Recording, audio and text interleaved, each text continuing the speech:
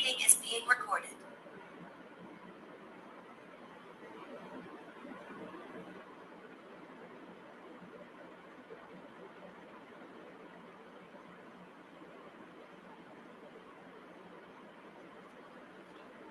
So good evening to all. So audible இருக்கா?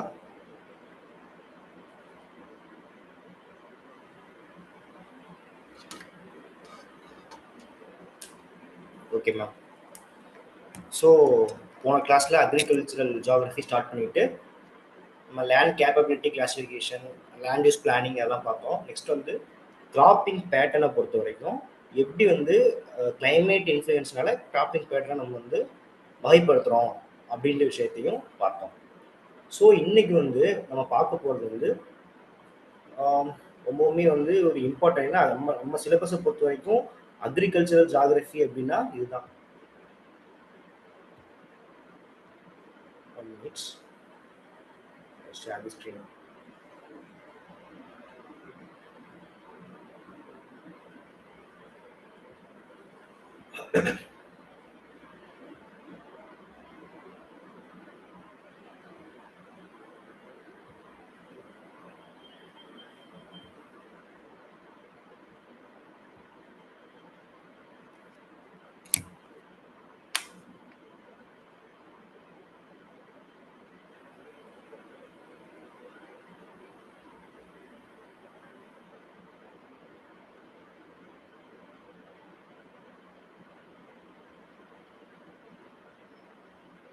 So இன்னைக்கு நம்ம பார்க்க போகிற விஷயம் வந்து தி மெத்தடாலஜி ஆஃப் அக்ரிகல்ச்சரல் ரீஜனலைசேஷன். நம்ம சிலபஸை பொறுத்த வரைக்கும் இது வந்து ஒரு இதில் வந்து ஒரு சின்ன பார்ட் நமக்கு என்ன கொடுத்துருப்பாங்கன்னா சிலபஸில் கிராப் காம்பினேஷன் ரீஜியன்ஸ், இந்த ஒரு சின்ன இது மட்டும்தான் நம்ம சிலபஸில் வந்து கொடுத்துருப்பாங்க. ஆனால் எக்ஸாமில் வந்து அவங்க ஃப்ரீக்வெண்ட்டாக வந்து என்னென்ன கேட்குறாங்க அப்படின்னா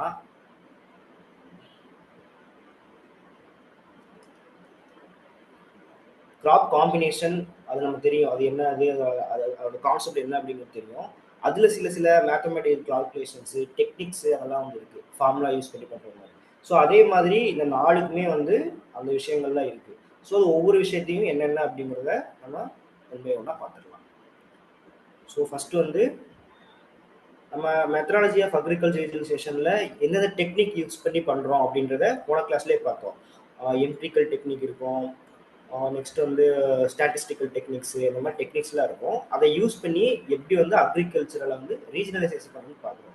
இப்போது அது வந்து எந்தெந்த மெத்தடை யூஸ் பண்ணி நம்ம பண்ணுறோம், அதில் வந்து என்னென்ன விஷயம் இருக்குது அப்படின்றத நம்ம பார்க்க போகிறோம். ஸோ நீங்கள் கால்குலேட்டர் இருந்துச்சு அப்படின்னா நீங்கள் எடுத்து வச்சுக்கோங்க. நம்ம அந்த கணக்கெல்லாம் போடும்போது அது உங்களுக்கு யூஸ்ஃபுல்லாக இருக்கும். சப்போஸ் அப்படி இல்லை அப்படின்னா ஜஸ்ட் வந்து ஒரு பேப்பர் பென் எடுத்து வச்சுக்கோங்க. மொபைலே கூட கால்குலேட்டர் ஆன் பண்ணி வச்சுக்கோங்க, வந்து கொஞ்சம் யூஸ்ஃபுல்லாக இருக்கும்.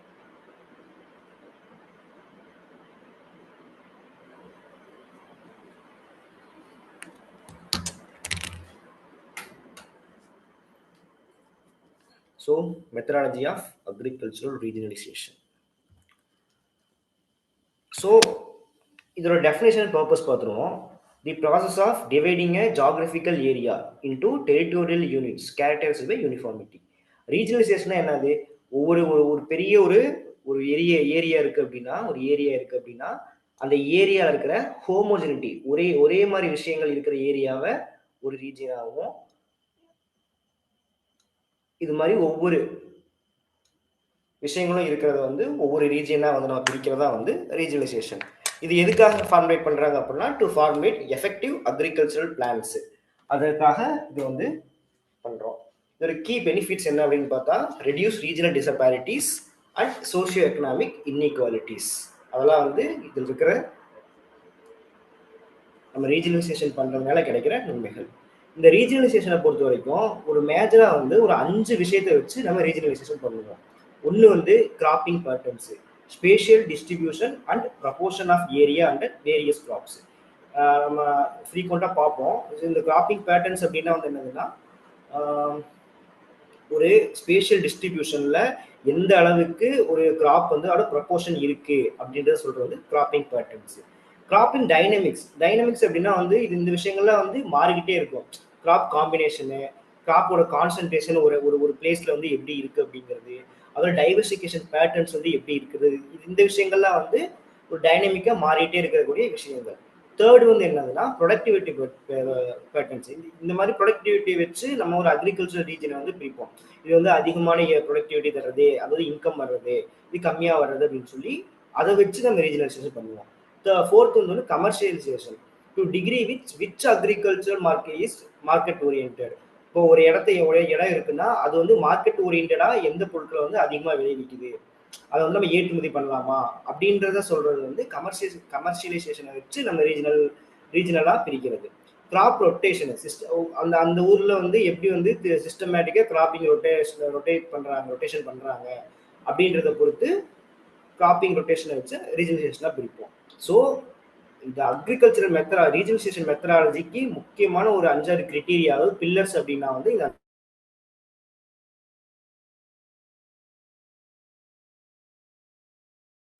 Commercialisation, graph rotation. ஸோ இது வந்து எக்ஸாம்ல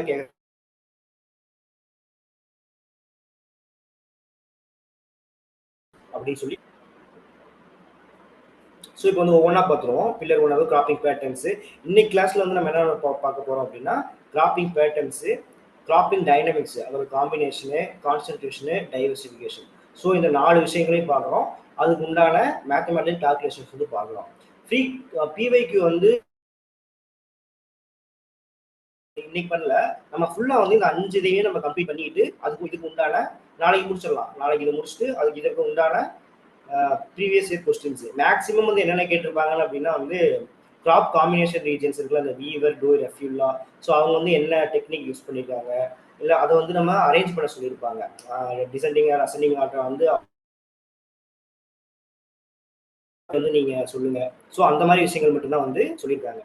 அதாவது எக்ஸாம்ல கேட்டிருக்காங்க. சம்டைம்ஸ் வந்து என்ன எப்படி கேட்டிருக்காங்க அப்படின்னா ஃபார்முலாவை கொடுத்து ஃப்ரீக்வெண்டா வரும். அந்த ஃபார்முலா கொடுத்து அந்த இந்த லெட்டருக்கான மீனிங் என்னது, இந்த ஃபார்முலா வந்து எதை பத்தி சொல்ல வருது, கிராப் காம்பினேஷனா, கான்சன்ட்ரேஷனா, ஸோ அந்த மாதிரி கேட்டிருக்காங்க. ஸோ அதெல்லாம் வந்து நம்ம பிவைக்கு வந்து நாளைக்கு பார்ப்போம். ஏன்னா மொத்தம் ஃபுல்லா பார்த்துட்டு நீங்க பிவைக்கு பார்க்கும்போது ரொம்ப யூஸ்ஃபுல்லா இருக்கும். ஸோ ஃபர்ஸ்ட் வந்து கிராப்பிங் பேட்டர்ன்ஸ், பயிர் முறைகள். The proportion of area under various crops in a region at a specific point of time. நம்ம லாஸ்ட் கிளாஸ்லேயே பார்த்தோம். ஒரு குறிப்பிட்ட காலம், இது வந்து இம்பார்ட்டன்ட். ஒரு பர்டிகுலர் டைம், இதுதான் வந்து நம்ம சீசன் அப்படின்னு சொல்லி 3 சீசன் பார்த்தோம். அதுவும் நம்ம எக்ஸாம்ல வந்து எந்த சீசன் என்ன பயிர்கள் சொல்லி கேட்பாங்க. அதாவது ஓகே, இப்போ எந்த ஒரு பாயிண்ட் ஆஃப் டைத்துல அந்த ஒரு குறிப்பிட்ட ஏரியால எந்த அளவுக்கு ப்ரொபோர்ஷனா வந்து ஒரு அக்ரிகல்ச்சர் வந்து நடக்குது. பேட்டர்ன் அப்படிங்கிறது it's a dynamic nature. It is a dynamic concept that changes across space and time.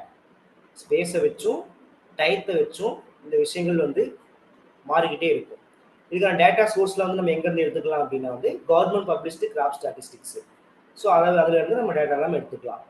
Okay, so இந்த பயிர் முறைகள், அதாவது கிராப்பிங் பேட்டர்ன்ஸை என்னென்ன விஷயங்கள் வந்து இன்ஃப்ளூயன்ஸ் பண்ணுது. ஒன்று வந்து physical factors, physiography, climate, soil types and water availability. ஒரு ஒரு ஒரு ஹில் ஏரியாவில் வந்து ஒரு சிலமான இதுதான் வந்து பரவி இருக்கும். ஒரு கிளைமேட்னால ஒரு ஒரு பேட்டர்ன் வந்து மாறும். சாயில் டைப்ஸ்னால, வாட்டர் அவைலபிலிட்டினால, இந்த மாதிரி பல விஷயங்கள்னால வந்து கிராப்பிங் பேட்டர்ன் வந்து மாறும். Human factor. Man can modify physical limits through technological advancement. இப்போ வந்து ஒரு ட்ரையான ஒரு ரீஜியன் இருக்கு, அந்த ரீஜியன்ல வந்து ஒரு சில பயிர்கள் தான் வளரும் அப்படின்னு வைங்களேன். அதை தாண்டி டெக்னாலஜிக்கல் இன்னோவேஷன்னால வந்து ஹியூமன் வந்து மாற்றலாம். இப்போ ராமநாதபுரம், சிவகங்கை அங்கெல்லாம் வந்து அது கொஞ்சம் வறண்ட பூமி. ஆனா வந்து அங்க வந்து இப்ப தென்னை மரம் இந்த மாதிரி எல்லாம் பிளான்டேஷன் தான் வருது. ஏன் அப்படின்னா வந்து அங்க என்ன இதெல்லாம் பண்ணுவாங்க, சொட்டு நீர் பாசனம், இந்த மாதிரி விஷயங்கள்லாம் பண்ணி அங்க வந்து டெவலப் பண்றாங்க. ஸோ அதெல்லாம் வந்து human factors. Socio economic factor அப்படின்னா லேண்ட் டெனசி, இப்போ சைஸ் ஆஃப் லேண்ட் ஹோல்டிங்ஸ். ஒரு ஒரு விவசாயிக்கு வந்து ஒரு சின்ன நிலம் இருக்கு அப்படின்னா அந்த அந்த இடத்துக்கு சின்ன நிலம் இருக்கும், சப்சிஸ்டன்ஸா பண்ணுவோம். அப்படி அவங்களுக்கு என்ன தேவையான பொருட்கள் எல்லாத்தையுமே நிறைய ஏகப்பட்ட கிராப்ஸை அந்த சின்ன இடத்துக்குள்ளேயே வளர்ப்பாங்க. இதே வந்து ஃபீல்ட் சைஸ் அதிகமா இருக்கு அப்படின்னா வந்து இப்போ ஹில் ஏரியாஸ் எல்லாம் இருக்குல்ல, எஸ்டேட்ஸ் எல்லாம் இருக்குல்ல, அவங்களாம் என்ன பண்ணுவாங்க, காஃபியா இருக்கட்டும், டீயா இருக்கட்டும், ஃபுல் ஏரியாவுக்கும் ஒரே மாதிரி பயிர் வந்து பயிரிடுவாங்க. மார்க்கெட் டிமாண்ட் அண்ட் ப்ரைஸ் அதனாலேயும் வந்து கிராப் காம்பினேஷன் வந்து சாரி இது வந்து கிராப்பிங் பேட்டர்ன்ஸ் வந்து மாறும். அதுக்கு ஒரு எக்ஸாம்பிள் சொல்லணும்னா இப்போ பெங்களூர் வந்து நல்ல ஒரு மிகப்பெரிய மெட்ரோ சிட்டி தானே. ஸோ அது அந்த இடத்துக்கு வந்து பூக்கள் ஃப்ளவர்ஸ் எல்லாம் அதிகமாக போகணும் அப்படிங்கிறதுக்காக கிருஷ்ணகிரி ஹொசூர் அந்த ரீஜன்லாம் இருக்குல்ல அங்கெல்லாம் வந்து பூக்கள் பயிரிடுற தொழில் வந்து அதிகமாக இப்போ நடந்துகிட்டு இருக்கு. ஸோ அதுதான் ஒரு மார்க்கெட்டு பக்கத்தில் இருக்கு. அதுக்காக சில விஷயங்கள் வந்து ஒரு கிராப்பிங் பேட்டர்ன் வந்து ஒரு லொக்கேஷன்ல மாறுது. ஸோ இதெல்லாம் வந்து ஒரு கிராப்பிங் பேட்டர்ன் சேஞ்ச் ஆகிறது அந்த அந்த இடத்துல கிராப்பிங் பேட்டர்ன் வந்து உருவாகிறதுக்கு ஒரு இன்ஃப்ளூயன்ஸ் ஃபேக்டர்ஸும் இருக்கு. இது வந்து என்னென்ன கிராப்பிங் ரீஜனல் வேரியேஷன் எப்படி இருக்கு. ரெயின்ஃபால் டெஃபி ராஜஸ்தான்ல வந்து பாஜ்ரா சோளம்னு சொல்லுவாங்கல்ல அந்த மில்லட் அது வந்து சாரி கம்பு அந்த மில்லட் வந்து அதிகமாக விளையும். ஏன்னா வந்து அதுக்கு வந்து மழை குறைவான இடங்கள்ல விளையக்கூடிய பயிர்கள். இதே அலுவியல் ரிவர் வேலிஸ் அஸ்ஸாம் இங்கெல்லாம் பார்த்தோம் அப்படின்னா வந்து ரைஸ் வந்து அதிகமாக இருக்கும். பிளாக் சை மகாராஷ்டிரா குஜராத் இங்கெல்லாம் காட்டனு, பஞ்சாப் இங்கெல்லாம் வந்து வீட் ரைஸ் சுகர்கேன் இந்த மாதிரி வந்து டைவர்சிஃபைடா கிராப்ஸ் எல்லாம் விளையும். ஸோ இதெல்லாம் ரீஜனல் வேரியேஷன்ஸ்.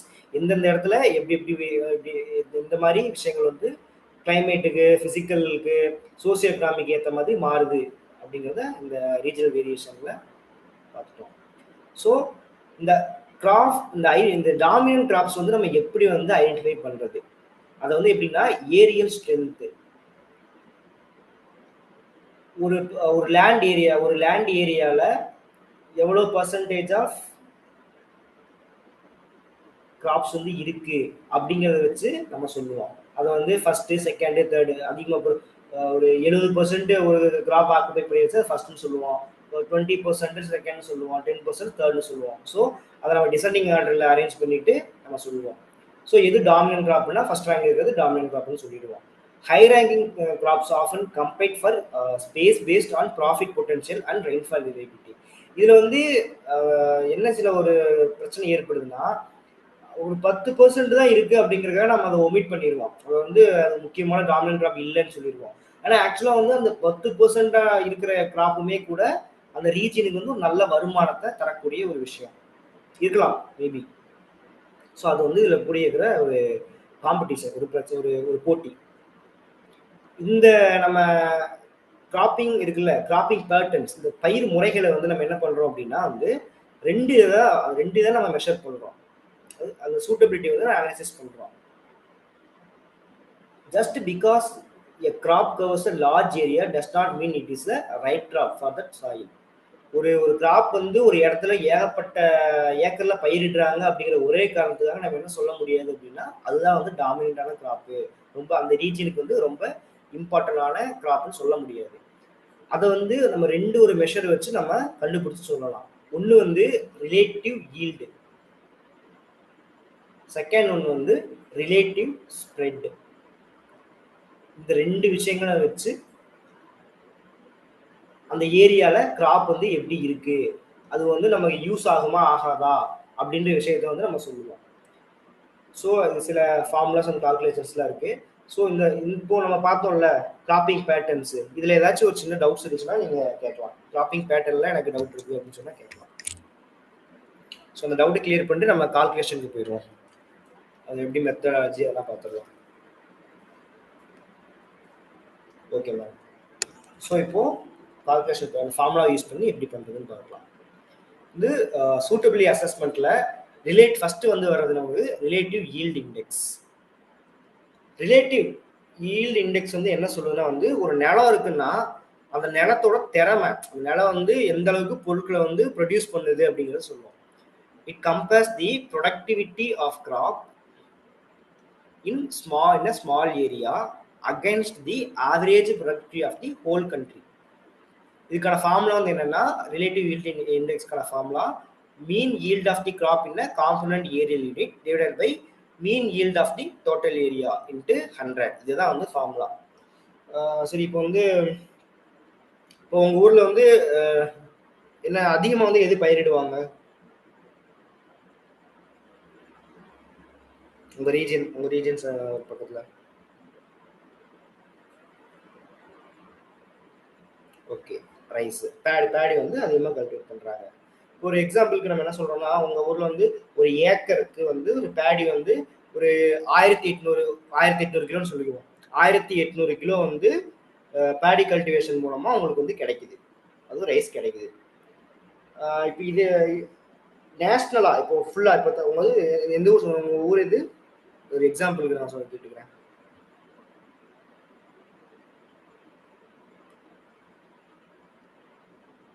ஓகே, சேலம் டிஸ்ட்ரிக்ட்ல ஒரு ஏக்கர்ல ரைஸ் வந்து 1800 கிலோ வந்து ஈல்டு கொடுக்குது.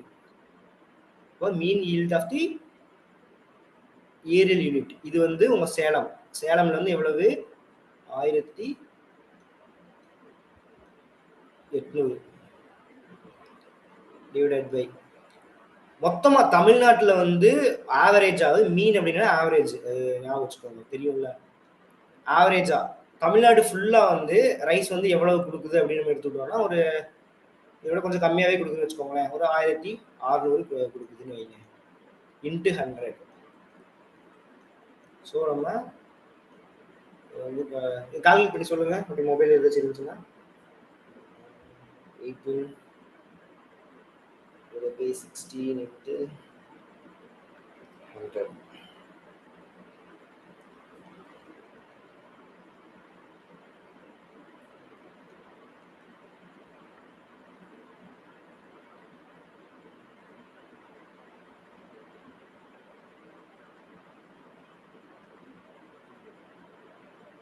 Thousand 800 divided by 18/16 into 100. நானும் கால்குலேட் பண்ணிடுறேன்.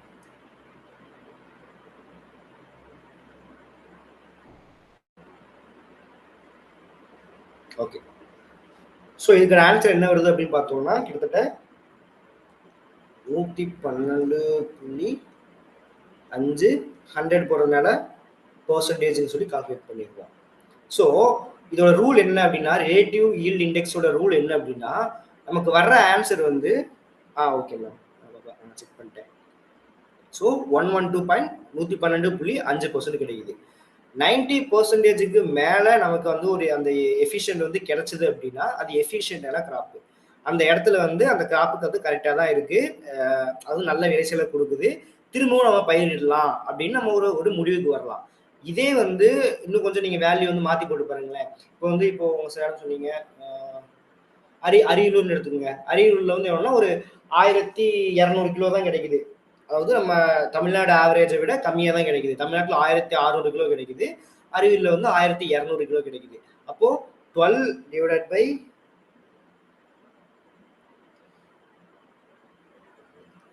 என்ன வரும்? 12 divided by 60 into 100 போட்டு பாருங்க. by 60. ஓகே, ஆன்சர் வந்து 75. ஸோ இது 90% விட கம்மியா இருக்கு. ஸோ அந்த இடத்துல வந்து பேடி கல்டிவேஷன் பண்றதுக்கு பதிலாக வேற ஒரு கல்டிவேஷன் வந்து பண்ணலாம் அப்படின்னு நம்ம சொல்லலாம். அதுக்குண்டான அசஸ்மெண்ட் எதுனால வந்திருக்கு அப்படின்றத பார்த்தோம். என்னென்ன பிசிக்கல் ஃபேக்டர்னால அந்த இடம் பாதிக்கப்படுது. வாட்டர் டிஃபிஷியன்சியா இருக்கலாம், இல்லை வந்து லேண்டோட சாயில் ப்ராப்ளமா இருக்கலாம். ஸோ அதை வந்து நம்ம அனாலிசிஸ் பண்ணிக்கலாம். ஸோ இதுதான் விஷயம். ரிலேட்டிவ் ஈல்ட் இண்டெக்ஸ்னா வந்து எஃபிஷியன்சி, அது அந்த இடத்துல வந்து எவ்வளவு வந்து நம்ம ப்ரொடக்டிவிட்டி கிடைக்குது அப்படின்றத பார்க்கறது. அதுக்கான ஃபார்முலாஸ் வந்து இதுல இருந்து இந்த 90% ரூல்ங்கிறது இம்பார்ட்டன்ட். ஸோ 90% ரூல் வந்து எதுக்கு ரிலேட்டடா வரும்? கிராப்பிங் ரொட்டேஷனா, கிராப்பிங் பேட்டர்னா, கிராப்பிங் கான்சன்ட்ரேஷனா, அந்த மாதிரி கூட கொஸ்டின்ஸ் வந்து கேட்கலாம். ஸோ இது வந்து எதுக்கு யூஸ் ஆகுதுன்னா வந்து நான் மேனேஜ்மெண்ட் ஆக்ஷன் பண்றது வந்து யூஸ் ஆகுது. Farmers should be encouraged to switch to a different crop because the land is not producing enough to justify. 90%க்கு நம்ம ஆன்சர் வந்து 90% கம்மியாக வந்துச்சுன்னா அது நாட் சூட்டபிள், 90%க்கு அதிகமாக வந்துச்சுன்னா இட் இஸ் சூட்டபிள். ஸோ இது வந்து நம்ம இதை கண்டுபிடிக்கிறதுக்கு ஒரு முக்கியமான ஒரு இண்டெக்ஸ். 2 இண்டெக்ஸ் சொன்னால, ஒன்று வந்து ரிலேட்டிவ் ஈல்ட் இண்டெக்ஸ், இன்னொன்று வந்து என்ன பண்ணு பார்த்தோம்னா ரிலேட்டிவ் ஸ்ப்ரெட் இண்டெக்ஸ். அதாவது இது வந்து என்ன சொல்லுது பார்த்தோம் அப்படின்னா, ஒரு நிலத்தோட பயன்பாடு, அந்த நிலம் வந்து அது எவ்வளவுதான் பெரிய நிலமா இருந்தாலும் அது எஃபெக்டிவா இல்லைன்னா ஒன்றும் பண்ண முடியாது இல்ல. ஸோ வந்து இது நிலத்தை வந்து சொல்லுது. நம்ம டெஃபினிஷன் பார்த்துருவோம். It measures how much of the total land in a specific unit is dedicated to crop. compared to how much land that same crop occupies across the entire nation. ஒரு specific யூனிட்ல ஒரு குறிப்பிட்ட graph வந்து எவ்வளவு area வந்து occupy பண்ணுது, அதே graph nation வைடா வந்து எவ்வளவு ஏரியாவை ஆக்குபை பண்ணுது அப்படின்றது சொல்றதா வந்து இந்த ரிலேட்டிவ் ஸ்ப்ரெட் இண்டெக்ஸ். நம்ம வந்து ஒரு ஃபைனல் அசஸ்மெண்ட்டுக்கு எப்படி வருவோம்னா இந்த ரிலேட்டிவ் ஸ்ப்ரெட் இண்டெக்ஸையும் இதுக்கு முன்னாடி பார்த்த ரிலேட்டிவ் ஈல்டு இண்டெக்ஸையும் ரெண்டையும் நம்ம ரெண்டையும் ஒன்னா வச்சுதான் வந்து இந்த நிலத்துல வந்து இந்த விவசாயம் பண்ணலாமா வேணாமா அப்படின்றது வந்து பார்ப்போம், சொல்லுவோம், அது கண்டுபிடிப்போம். ஸோ இதுக்கான ஃபார்முலா ரிலேட்டிவ் ஸ்ப்ரெட் இண்டெக்ஸ். அதுக்கான ஃபார்முலா என்னதுன்னா area of crop as percentage of total cultivated area in unit divided by area of crop as percentage of total cultivated land in region. So இது வந்து நம்ம example பார்க்கும்போது இது பெரிய விஷயம் இல்லை, ரொம்ப சிம்பிளாக தான் இருக்கும். எக்ஸாம்பிள் பார்க்கும்போது உங்களுக்கு ஈஸியாக புரியும். இப்போ எக்ஸாம்பிளுக்கு சரி ஓகே, இப்போ காட்டன் எடுத்துக்குவோம். பருத்தி சாகுபடி வந்து தமிழ்நாட்டில் பண்றாங்க. டோட்டல் தமிழ்நாட்டில் வந்து இந்த பருத்தி வந்து 5% வந்து பண்றாங்கன்னு எடுத்துக்குவோம். இப்போ பருத்தி வந்து எங்க கோயம்புத்தூர்னு வச்சுக்கோம், கோயம்புத்தூர் திருப்பூர் ரீஜன். இப்போ வந்து கோயம்புத்தூர்னு வச்சுக்கோம், கோயம்புத்தூர்ல வந்து பருத்தி எவ்வளவு, அங்க வந்து அதிகமாக விளையிறாங்க. ஸோ இது வந்து டோட்டல் தமிழ்நாடு, கோயம்புத்தூர்ல ஒரு 20% வந்து பருத்தியே சாகுபடி பண்றாங்கன்னு இருக்கும். அப்போ வந்து இதுக்கு என்ன ஃபார்முலா வரும், இந்த ஃபார்முலா அப்படியே கொண்டு அப்ளை பண்ணுங்க. என்ன வரும், area of crop as dash percentage of total cultivated area unit. So area unit அப்படின்னு நம்ம எடுக்கும்போது அது நம்ம குறிப்பிட்ட இந்த பர்டிகுலர் ஏரியா அதாவது சிவி, ஸோ கோயம்புத்தூர் 20% வரும், divided by area of crop as % of total cultivated land in region. என்னது அந்த ரீஜன், அந்த ரீஜன் அப்படிங்கிறப்ப நம்ம என்ன எடுத்துக்கணும், ஃபுல் தமிழ்நாடு எடுத்துக்கணும். ஸோ 5 ஆன்சர் வந்து 100 மல்டிபிள் பண்ணும்போது 400 அப்படிங்கிற ஒரு ஆன்சர் வந்துடும். ஸோ இதே வந்து இப்போ நீங்க அந்த பருத்தியை எடுத்துக்கோங்க, இங்க ஒரு தஞ்சாவூர் ரீஜன் எடுத்துக்கோங்க. தஞ்சாவூர்ல வந்து எவ்வளவு இருக்கு அப்படின்னு பார்த்தோம்னா ரொம்ப கம்மியாக தான் இருக்கும். நேஷனல் நம்ம ஸ்டேட் ஆவரேஜோட ரொம்ப கம்மியாக தாங்க, ஃபுல்லாக பேடி கல்டிவேஷன் பண்ணுறாங்கல்ல. ஸோ வந்து இப்போ டான்ஜூர் எடுத்துக்கோன்னு வச்சுக்கோங்களேன், அங்கே வந்து மொத்த 1% தான் பண்ணுறாங்கன்னு வைங்க. அப்போ அப்படியே இந்த ஃபார்முலா அப்ளை பண்ணுங்க, 1 டிவைடட் பை 5. அதாவது இது வந்து ரீஜியனு, இது வந்து total area of Tamil Nadu into 100 ஓகேங்களா, 25 வரும். ஸோ இந்த வேல்யூ வந்து ரொம்ப அதிகமாக இருக்குது அப்படின்னா அது ஒரு நம்ம சொல்லுவோம், அதாவது 100க்கு மேலே போயிடுச்சு அப்படின்னா ஓகே. இதே வந்து 100 கம்மியாக இருந்துச்சுன்னா அந்த பயிர் வந்து அங்கே சூட் ஆகல அப்படிங்கிற, அங்கே வந்து பண்ண முடியல அப்படிங்கிறது அர்த்தம். ஸோ இந்த ரிலேட்டிவ் ஈல்டு இண்டெக்ஸையும் ரிலேட்டிவ் ஸ்ப்ரெட் இண்டெக்ஸையும் வச்சு நம்ம ஒரு 4 கிரிட்டீரியா ஒன்று சொல்லுவோம். என்னன்னா ஹை ஈல்டு, ஹை ஸ்ப்ரெட்டு. ரொம்ப ஈல்டு அதிகமாக இருக்கும், அதிகமாக வந்து ஸ்ப்ரெட் ஆயிருந்துச்சு அப்படின்னா ஆப்டிமல் கிராப் செலெக்ஷன். அந்த இடத்துல வந்து பயிர் நல்லா இருக்கு, நல்லா விளையுது, எல்லா இடத்துலையும் விளையுது. ஸோ நம்ம பண்ணலாம். இப்போ எக்ஸாம்பிள் வந்து இப்போ தஞ்சாவூர்ல நெல் சாகுபடி வந்து சொல்லலாம். ஈல்டும் அங்கே ரொம்ப அதிகமாக இருக்கு, ஸ்ப்ரெட்டும் வந்து அங்கே ரொம்ப அதிகமாக இருக்கு. அதனால வந்து அதை வந்து என்ன சொல்லலாம், ஒரு நெல் வேளாண்மை மண்டலம் அப்படின்னு வந்து கவர்மெண்ட் வந்து அனௌன்ஸ்மெண்ட் பண்ணலாம். அங்கே வந்து சில ஆக்டிவிட்டிஸ், டெவலப்மெண்டல் ஆக்டிவிட்டிஸ் பண்ணலாம். நெல் கிடங்குகள், அது என்னது நெல் கிடங்குகள் அந்த மாதிரிலாம் கட்டலாம், ரைஸ் மில் வந்து கட்டலாம். ஸோ இந்த மாதிரி டெவலப்மெண்டல் ஆக்டிவிட்டிஸ் வந்து அங்கே நடத்தலாம். ஹை ஈல்டு ஆனால் லோ ஸ்ப்ரெட்டு. ஈல்டு வந்து அதிகமாக இருக்கு ஆனால் வந்து ரொம்ப ஸ்ப்ரெட்டாக இருக்கு, கம்மியான ஸ்ப்ரெட்டில் இருக்கு. அப்படின்னா என்ன பண்ணலாம், எதனால அங்கே ஸ்ப்ரெட்டு கம்மியாக இருக்கு அப்படிங்கிற பார்க்கலாம். நம்ம முதல்ல சொன்னோம்ல, அந்த பெங்களூர், ஹொசூர் அந்த ஏரியா வந்து ஃப்ளவர்ஸ் கல்டிவேஷன் வந்து இப்போதான் ஸ்டார்ட் ஆயிருக்கு. ஈல்டு வந்து அதிகமாக கிடைக்குது ஆனால் வந்து ஏரியா வந்து கம்மியான இடத்துல தான் பயிரிடுறாங்க. ஸோ வந்து அதை எக்ஸ்பேன்ஷன் பண்ணுறதுக்கு அரசாங்கம் வந்து சில முடிவுகளை எடுக்கலாம். தேர்டு ஒன்று பார்த்தோம்னா லோ ஈல்டு, ஹை ஸ்ப்ரெட்டு. இல்லை அதிகமான ஏரியாவில் வந்து பயிரிடுறாங்க ஆனால் ஈல்டு வந்து நமக்கு ரொம்ப கம்மியாக தான் கிடைக்குது. இதுதான் ட்ரெடிஷ்னலு, அதாவது டெக்னாலஜிலாம் கொடுக்காம ஒரு விவசாயம் பண்ணுறாங்க. ஸோ அதனால வந்து இது இன்எஃபிஷியண்ட்டாக இருக்குது. ஃபோர்த் ஒன்று பார்த்தோம்னா லோ ஈல்டு, லோ ஸ்ப்ரெட்டு. ஈல்டும் ஸ்ப்ரெட்டாக இருக்குது, அது ஸ்ப்ரெட்டும் கம்மியாக இருக்குது. ஈல்டும் கம்மியாக இருக்குது, ஸ்ப்ரெட்டும் கம்மியாக இருக்குது. அந்த இடத்துல வந்து நம்ம என்ன பண்ண முடியாது, ஒரு கவர்மெண்ட் வந்து அந்த என்ன விஷயங்கள் விளையும் அப்படிங்கிறத செக் பண்ணிட்டு அதுக்கேற்ற மாதிரி கவர்மெண்ட் பிளான்ஸ்லாம் வந்து அனௌன்ஸ்மெண்ட் பண்ணலாம். ஸோ இதுதான் வந்து இந்த ரிலேட்டிவ் ஈல்ட் இண்டெக்ஸையும் ரிலேட்டிவ் ஸ்ப்ரெட் இண்டெக்ஸையும் வச்சு நம்ம சொல்ற நான் கன்க்ளூட் பண்ற 4 points. So characteristics of an ideal cropping pattern. ஒரு ஐடியல் கிராப்பிங் பேட்டர்ன் வந்து எப்படி இருக்கணும்னா disease control. should not promote disease through fixed rotation. Rotation sorry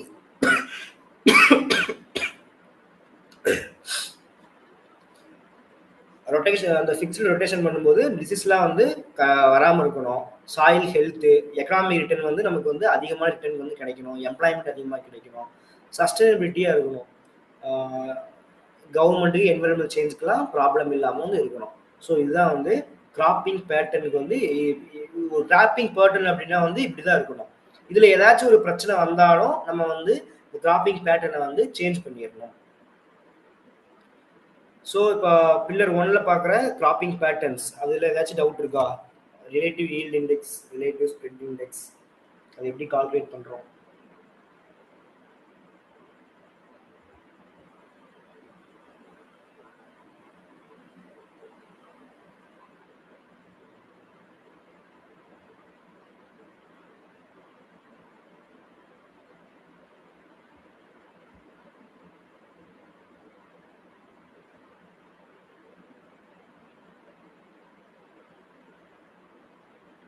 ஓகேங்களா?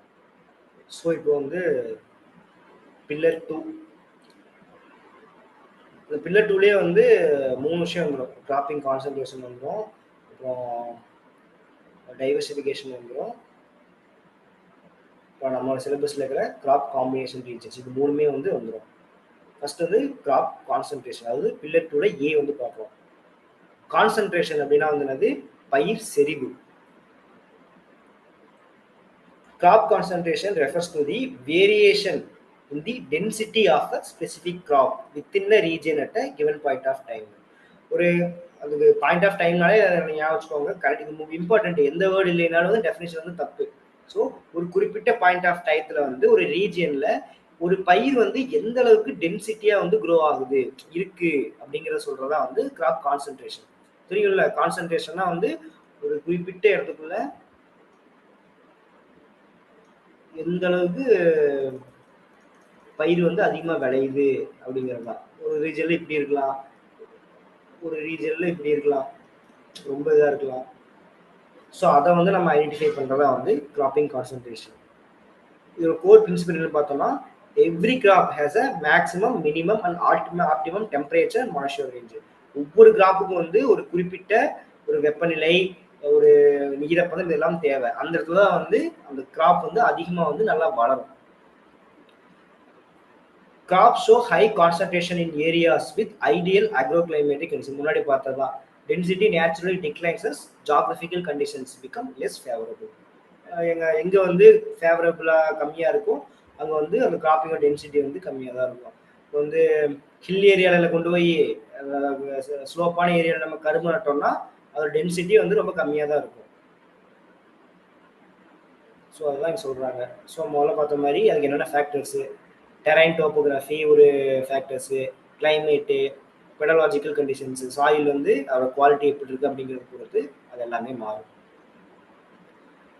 So cotton high concentration in block, அந்த இது வந்து எதை பேஸ் பண்ணியிருக்கு அப்படின்னா வந்து சாயிலை பேஸ் பண்ணி காட்டன் வந்து எங்கே விளையும் அப்படின்னா மகாராஷ்டிரா, குஜராத். வீட் வந்து பஞ்சாப், ஹரியானா.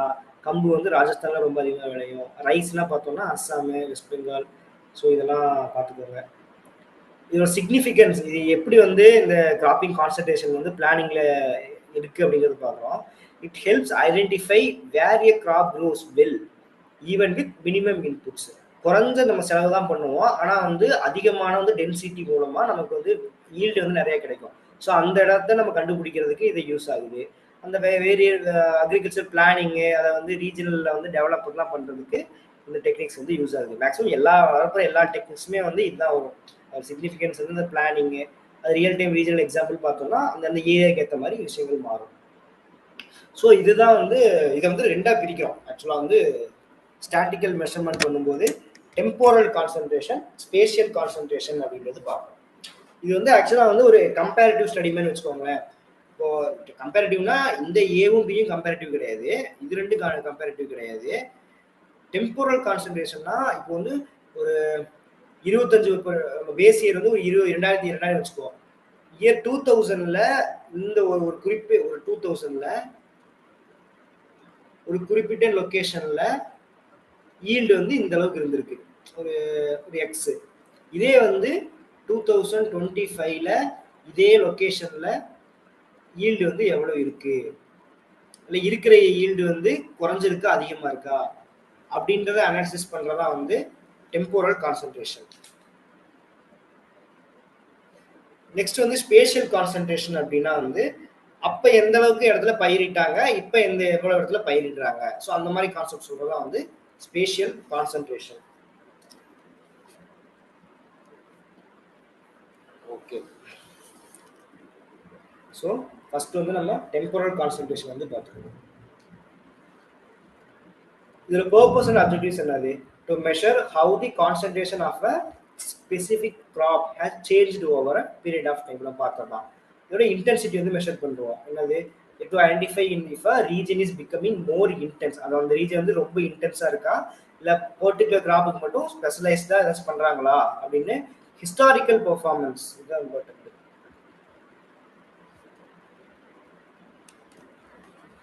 ஸோ ஹிஸ்டாரிக்கல் பெர்ஃபார்மன்ஸை வச்சு நம்ம ஐடென்டிஃபை பண்ணுவோம். இது எதுக்கு யூஸ் ஆகுதுன்னா பாலிசியில் எவாலுவேஷன் ஸ்கீம்ஸ் வந்து இப்போ புதுசாக வந்து சாயிலு இல்லை ஏதாச்சும் ஸ்கீம் கொண்டு வர்றாங்க, உரம்லாம் வந்து இன்னும் டிஸ்ட்ரிபியூட் பண்ணுறாங்க, சாயில் டெஸ்ட்லாம் பண்ணுறாங்க, இந்த மாதிரி பாலிசிலாம் மேக் பண்ணுறதுக்கு இந்த இந்த இந்த விஷயங்கள் வந்து டெம்போரல் என்னது? டெம்போரல்னாலே டைம் பேஸ் பண்ணி வரது தான் டெம்போரல். ஸோ அதுக்கு இப்போ ஈல்டு வந்து ஏன் இந்த இடத்துல குறைஞ்சிருக்கு அப்படின்னு வந்து ஒரு ஹிஸ்டாரிக்கலாக வச்சு பார்த்து பாலிசி மேக் பண்ணுறதுக்கு இந்த ஃபினாமினாஸ் வந்து யூஸ் ஆகும். ஸோ இதுக்கான ஃபார்முலாஸ் வந்து இதுதான். லொகேஷன் கோஷன் டெக்னிக், இது வந்து எக்ஸாம்பிள் கேட்டிருக்காங்க. லொகேஷன் கோஷன் டெக்னிக் வந்து எதை மெஷர் பண்ணுறதுக்கு வந்து யூஸ் ஆகுது? ஆப்ஷன் ஏ கிராப் ரொட்டேஷனா, கிராப்பிங் பேட்டர்னா, டைவர்சிஃபிகேஷனா, கான்சன்ட்ரேஷனா அப்படின்லாம் கேட்பாங்க. ஸோ லொகேஷன் கோஷன் டெக்னிக் வந்து எதுக்கு யூஸ் ஆகுது அப்படின்னா டெம்போரல் கான்சன்ட்ரேஷனுக்கு தான் வந்து லொகேஷன் கோஷன் யூஸ் ஆகுது. கவர்மெண்ட் ஆஃப் இந்தியா வந்து ஒரு ஃபார்முலா வந்து சொல்லியிருக்காங்க. இதுக்காக கிராப்பிங் இன்டென்சிட்டிக்கான ஃபார்முலா என்ன சொல்லுவோம்? சிஐ சொல்லுவோம். CI AIJ divide by NJ divide by ஏஐ0 divide by என்0. இது பார்க்கணும் உங்களுக்கு புரியும். இப்போ ஏஐஜேன்னா என்னன்னா இப்போ கரண்ட் இயர்ல எவ்வளவு ஏரியா வந்து பயிரிட்டு இருக்காங்க, அதாவது ஒரு குறிப்பிட்ட கிராப் சோளம் எடுத்துக்கிறோம்னா கரண்ட் இயர்ல இப்போ 2025ல சோளம் வந்து திருச்சியில வந்து சோளம் எவ்வளவு பயிரிட்டு இருக்காங்க அப்படின்னு பார்ப்போம். மொத்த திருச்சியில எவ்வளவு ஏரியா வந்து விவசாயம் பண்றாங்க அப்படின்றது. இதே ஏஐ0 அப்படின்னா டோட்டல் தமிழ்நாட்டில் இப்ப எவ்வளவு வந்து சாரி 2000 அதாவது 2000ல வந்து திருச்சியில எவ்வளவு ஏரியா வந்து சோளம் பயிரிட்டு இருந்தாங்க, அப்போ வந்து மொத்த ஏரியா வந்து எவ்வளவு அக்ரிகல்ச்சர் பண்ண ஏரியா எவ்வளவு இன்ட்டு 100 போட்டு பார்க்கும்போது நமக்கு ஒரு ஆன்சர் கிடைக்கும். அந்த ஆன்சரை வச்சு நம்ம சொல்லுவோம் இது வந்து ஓகேவா இல்லையா அப்படின்னு சொல்லுவோம். இது எக்ஸாம்பிளுக்கு வந்து திருச்சியில வந்து ஒரு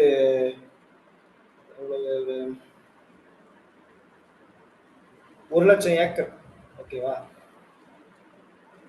திருச்சியில வந்து ஒரு 1,00,000 ஏக்கர். அப்போ வந்து நெட் சோன் ஏரியா வந்து கரண்ட் இயர் வந்து பார்த்தோம் அப்படின்னா 1 lakh. சோளம் மட்டும் பயிரிடுற இடம் வந்து பார்த்தோம் அப்படின்னா வந்து ஒரு 10,000 ஏக்கர்னு வச்சுக்கலாம். ஸோ அப்போ வந்து என்ன வரும்? ஏஐஜேனா வந்து 10,000 டிவைடட் பை நெட் மொத்த ஏரியா வந்து என்னது? 1,00,000. ஸோ வந்து நம்ம ஒவ்வொன்றுக்கு ஆன்சர் கண்டுபிடிச்சிருவோம். ஸோ இதுக்கு வந்து அப்படி பார்த்தோம் அப்படின்னா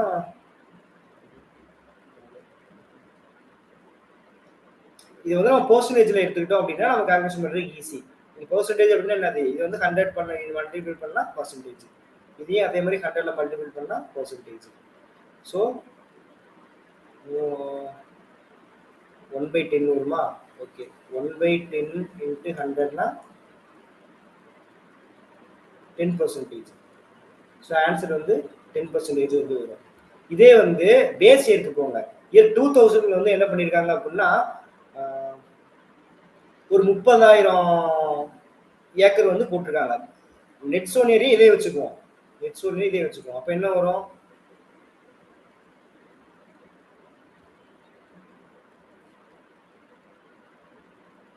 அப்படியே 10,000 ஏக்கர்னா 10% வரும். இதே வந்து 30,000 ஏக்கர்னா 30% வரும். அவ்வளவுதான் சிம்பிள். So 10 divided by 30. கடைசியாக ஃபார்முலா அப்ளை பண்ணும்போது ஏஐஜே, இந்த ஏஐஜேங்கிறதுனா கரண்ட் இயரு, இது வந்து பேஸ் இயர்.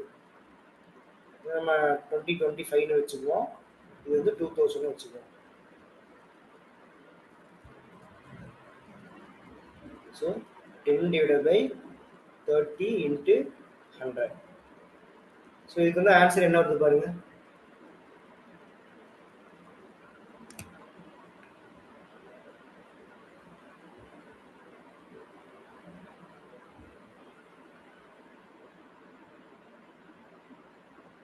$33.33 எதுக்குண்ணா?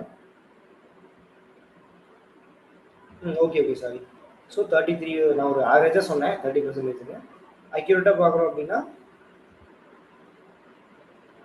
33.33 வந்து வருது. ஸோ நெக்ஸ்ட் வந்து அதை எப்படி நம்ம பிரிப்போம் அப்படின்னா வந்து 100க்கு மேலே இப்போ நான் இப்போ இதே வந்து பேஸ் இயரை விட இப்போ இருக்கிற இயர் வந்து அதிகமான ப்ரொடக்டிவிட்டி கொடுக்குது, அதிகமாக பயிரிடுறாங்க அப்படின்னா வந்து வேல்யூ வந்து அதிகமாக போயிடும். இதுவே வந்து பேஸ் இயரில் வந்து ஒரு 30யும், அதாவது கரண்ட் இயரில் வந்து ஒரு 30,000 ஏக்கரும் 2000 வந்து வெறும் 10 ஏக்கர் மட்டும் போட்டு 10,000 ஏக்கர் மட்டும் போட்டிருந்தாங்கன்னா ஆன்சர் வந்து என்ன வரும்? கிட்டத்தட்ட 300% வந்துடும். 3 into 100 போகும்போது 300% வரும். இதே வந்து அந்த பேஸ் இயரை விட கம்மியா இருக்கிறதுனால தான் எவ்வளவு வந்திருக்கு? 33.33% வந்து வந்திருக்குது. ஸோ நம்ம இதை எப்படி பிரிப்போம்னா, நமக்கு வந்த ரிசல்ட் வந்து 100% விட மேல அதிகமா இருந்துச்சு அப்படின்னா this indicated the concentration of the crop has increased. இது சிம்பிள் தானே, அவ்வளோதான். அதை விட 100% விட அதிகமா இருந்துச்சு அப்படின்னா இன்க்ரீஸ்டு, 100% விட கம்மியா இருந்துச்சுன்னா டிக்ரீஸ்டு. அதே மாதிரி அளவுக்கு இருந்துச்சு அப்படின்னா வந்து அப்ப இருக்க மாதிரியே தான் இப்போ இருக்கு, அதாவது நோ ஸ்டாக்னண்டா போயிட்டு இருக்கு, சேஞ்ச் எதுவும் இல்லை அப்படிங்கிறத சொல்லலாம்.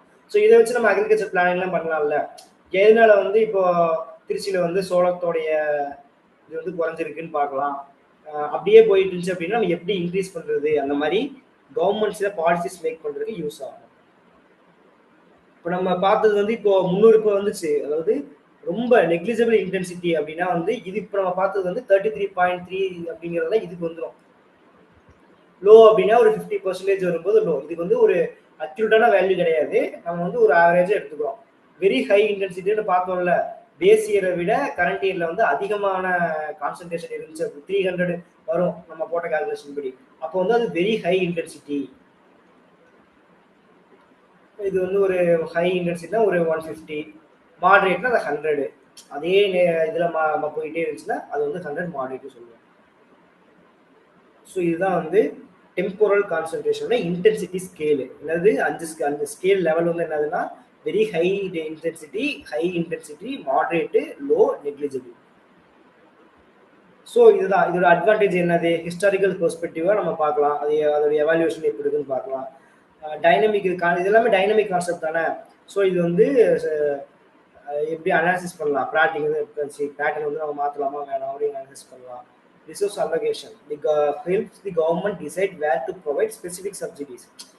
இஃப் காட்டன் இன்டென்சிட்டி அது இது அதிகமாகிட்டு இருந்துச்சுன்னா, பருத்தி விளைச்சல் வந்து அதிகமாக இருந்துச்சுன்னா அதுக்கான ஃபெர்டிலைசரு அதெல்லாம் வந்து பணம் இங்கே இன்வெஸ்ட்மெண்ட் அதிகமாக பண்ணலாம், அதுக்கான மில்ஸ் இதெல்லாம் பண்ணலாம். ஸோ இதுக்கெல்லாம் யூஸ் ஆகுது. ஃபர்ஸ்ட் வந்து டெம்போரல் கான்சன்ட்ரேஷன். செகண்ட் வந்து spatial concentration, used to determine the regional character and spatial distribution of crops. அந்த ரீஜனல் கேரக்டருக்கும் ஸ்பேஷியல் டிஸ்ட்ரிபியூஷன் வந்து எப்படி இருக்கு அப்படின்றத பார்க்கறது வந்து இந்த ஸ்பேஷியல் கான்சன்ட்ரேஷன். இது வந்து முதல்ல பார்த்தா அதே மாதிரி தான் ஃபார்முலா, வேற ஒன்றும் கிடையாது. மெஷர்மெண்ட் என்னன்னா it compares the intensity of a specific crop in a small area. அது நம்ம பார்த்தது வந்து டெம்பரலா பார்த்தோம். இப்போ வந்து ஏரியாவை பேஸ் பண்ணி எப்படி இருக்கு அப்படின்னு பார்க்கலாம். இது வந்து எதுக்கு யூஸ் ஆகுதுன்னா, ஒரு ஏரியா வந்து ஸ்பெஷலைஸ்டா இந்த ஏரியா வந்து இதுக்கு தான் அப்படின்னு சொல்றதுக்காக வந்து உதவுது. ஸோ இதுக்கான ஃபார்முலா வந்து இதுதான், என்னது, area of crop X in the unit divided by total area of all crops divided by area of crop X in the entire region divided by all crops in the entire region. இப்போ வந்து என்ன சொல்லலாம், இதுக்கு ஒரு example Trichy. Okay, இப்போ வந்து ஈரோடு வந்து மஞ்சள் வந்து நம்ம ஒரு எக்ஸாம்பிளா வந்து நம்ம எடுத்துக்குவோம். இப்போ வந்து தமிழ்நாட்டில் வந்து மொத்தமா இப்போ வந்து அது வந்து நம்ம டெம்போரல் கான்சன்ட்ரேஷன் பார்த்தது வந்து பர்டிகுலர் ஒரு ஏரியாவுக்கு மட்டும் தான் பார்த்துருப்போம். திருச்சினா திருச்சியை மட்டும் பேஸ் பண்ணி வச்சு பார்த்துருப்போம். இந்த ஸ்பேஷியல் கான்சன்ட்ரேஷன் அப்படிங்கிறது என்டையர் ரீஜியனுக்குமே வச்சு நம்ம பார்ப்போம். இப்போ தமிழ்நாட்டில் வந்து என்டையர் ரீஜியனா வந்து மொத்தமா எந்த அளவுக்கு வந்து பயிரிடுறாங்க அப்படின்னு பார்த்தோம்னா, ஒரு இவ்வளவு இருக்கும், ஒரு 50 லட்சம் ஹெக்டேர் பயிரிடுறாங்கன்னு வச்சுக்கோங்க.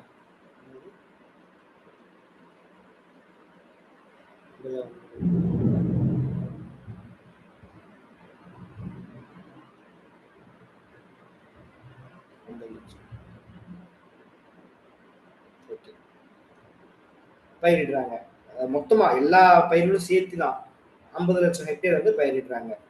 தமிழ்நாட்டுல மஞ்சள் மட்டும் எவ்வளவு பயிரிடுறாங்க அப்படின்னு நம்ம எடுத்துக்கணும். அப்படின்னா வந்து ஒரு லட்சம் ஒரு லட்சம் பயிரிடுறாங்கன்னு வைங்க.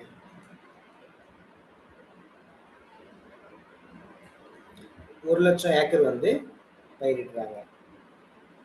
So area of crop in x in the unit. இப்போ வந்து யூனிட் வந்து நம்ம அப்புறம் பார்ப்போம். இப்போ வந்து என்டையர் ரீஜன்ல வந்து இதுதான்.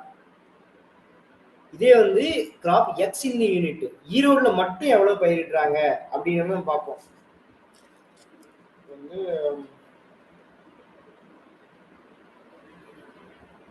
ஈரோட்டில் மட்டும் என்னென்ன வச்சுக்கலாம், 1,00,000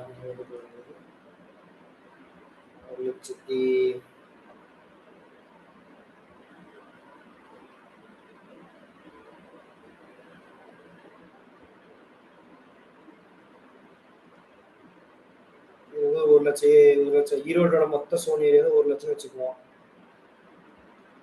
அங்க மட்டும் ஒரு 30,000 ஸ்கொயர் ஃபீட் வந்து ஏக்கர் வந்து பண்றாங்க.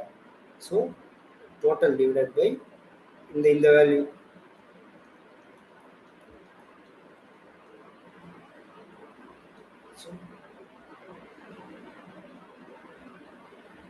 சரி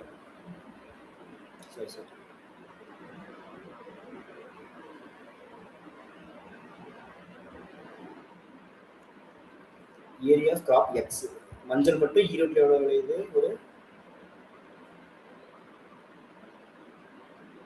30,000 ஏக்கர் விளையுது. மொத்தமா 1 லட்சம் இருக்கு ஈரோட்டில் இருக்கு. Divided by area of crop X in the entire region. மஞ்சள் மட்டும் என்டையர் ரீஜியன் எவ்வளவு விளையுதுன்னு பார்த்தோம், 1 லட்சம் டிவைடட் பை 5 லட்சம். சரி, 50 லட்சம். ஸோ இதுக்கு என்ன ஆன்சர் வருதுன்னு பாருங்க.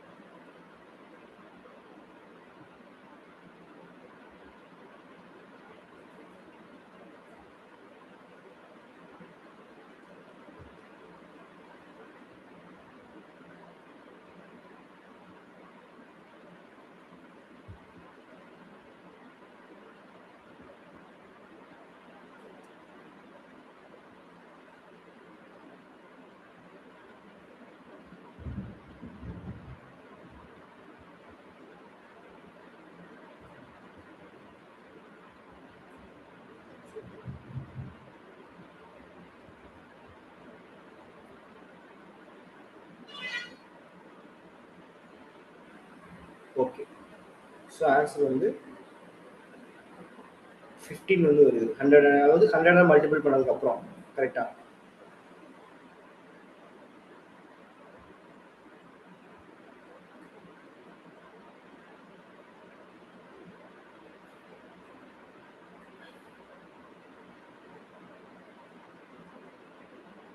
இல்லை 50 வந்து எப்படி வந்துச்சுன்னு சொல்றீங்க?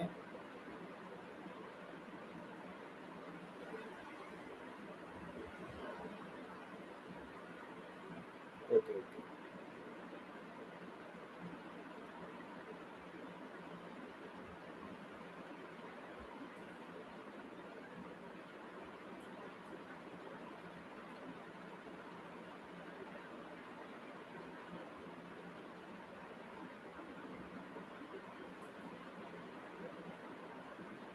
ஸோ நமக்கு கிடைச்சிருக்க ஆன்சர் வந்து 15 கிடைச்சிருக்கு. ஸோ நமக்கு வந்து கிடைக்கிற ஆன்சர் வந்து ஒன்றை விட அதிகமாக கிடைச்சது அப்படின்னா, எவ்வளோ வேணாலும் கிடைக்கட்டும், ஒன்றை விட அதிகமாக கிடைச்சதுன்னா வந்து அந்த இடம் வந்து ஹை கான்சன்ட்ரேஷன். இப்போ வந்து ஈரோடு தான் வந்து மஞ்சள் ஃபேமஸ் இல்லை, ஸோ அதுதான் ஒரு எக்ஸாம்பிள் எடுத்தேன். இதே வந்து நம்ம வந்து வேற ஒரு காஞ்சிபுரத்தில் கொண்டு போய் நம்ம மஞ்சள் பயிரிடுறோம் அப்படின்னா வந்து அவர் ஏரியா வந்து இப்படி ரொம்ப கம்மியாக இருக்கும். இப்போ இங்கே வந்து நம்ம 30,000க்கு போட்டிருக்கோம். இதே வந்து அங்கே போகும்போது ஏரியா வந்து ரொம்ப கம்மியாக இருக்கும். ஆனால் நெட் சோன் ஏரியா வந்து 1 லட்சம் இருக்குன்னு வைங்க. அங்கே வந்து என்ன 1000 மட்டும்தான் பண்ணுறாங்க, 1000 ஒரு 1000மே இல்லை, ஒரு 100 ஏக்கர் மட்டும்தான் பண்ணுறாங்க அப்படின்னா இதோட வேல்யூ வந்து மாறும். இப்போ 100 டிவைட் பை 1 லேக்னு போட்டிங்கன்னா எவ்வளோ வருது? 0. கால்குலேஷன் போகிறது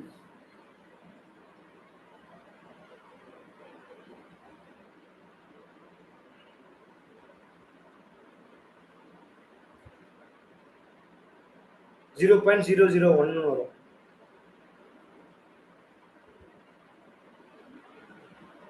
சப்போஸ் நான் சொல்றேன், இது வந்து ஈரோடுக்கு,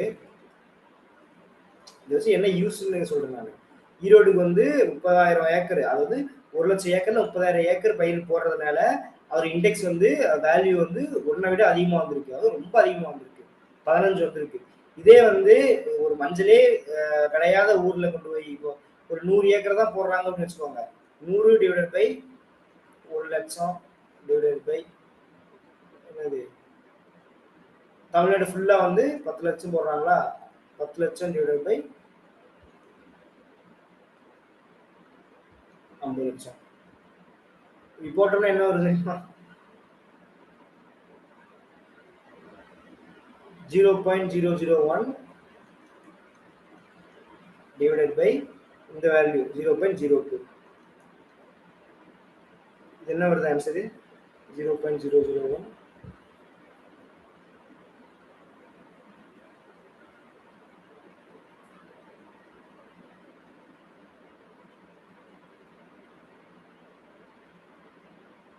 இதுக்கு என்ன ஆன்சர் வருது? ஸோ மொபைல் ஹேங் ஆயிடுச்சு, இது பண்ண முடியல. ஸோ இது மாதிரி என்ன ஆன்சர் பாருங்க.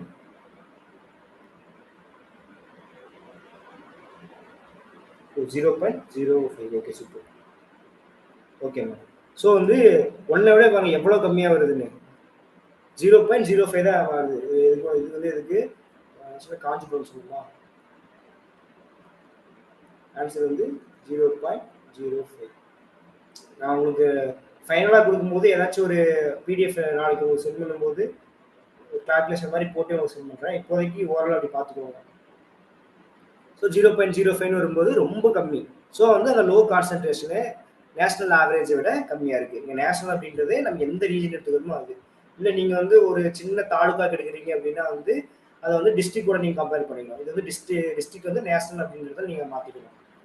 ஸோ அந்த ஹை கான்சன்ட்ரேஷன் எப்படி இருக்குது, லோ கான்சன்ட்ரேஷன் வந்து எப்படி இருக்குது அப்படின்றது. அது இது வந்து நம்ம எப்படி சொல்லுவோம்னா very high, high, medium, low, very low. இப்போ நம்ம வந்து காஞ்சிபுரத்துக்கு மஞ்சள் விவசாயத்தை பற்றி பார்த்தது வந்து வெரி லோவில் வரும். இதே வந்து ஈரோட்டுக்கு வந்து மஞ்சள் விவசாயத்தை பற்றி பார்த்தோம்ல அது வந்து வெரி ஹைல வந்து வரும். திருப்பூர் இந்த மாதிரி ஒவ்வொரு டிஸ்ட்ரிக்டும் வந்து ஒவ்வொரு மாதிரி நம்ம வந்து ஸ்கேலை வந்து மென்ஷன் பண்ணுவோம். ஸோ அதுதான் வந்து இது கான்சன்ட்ரேஷன் ஸ்கேல். ஸோ இது வந்து இது அட்வான்டேஜஸ் வந்து என்ன, இந்த அனாலிசிஸோட அட்வான்டேஜ் என்னது, allows planners to see exactly where different crops are specialised. அது தெரிஞ்சது தான்.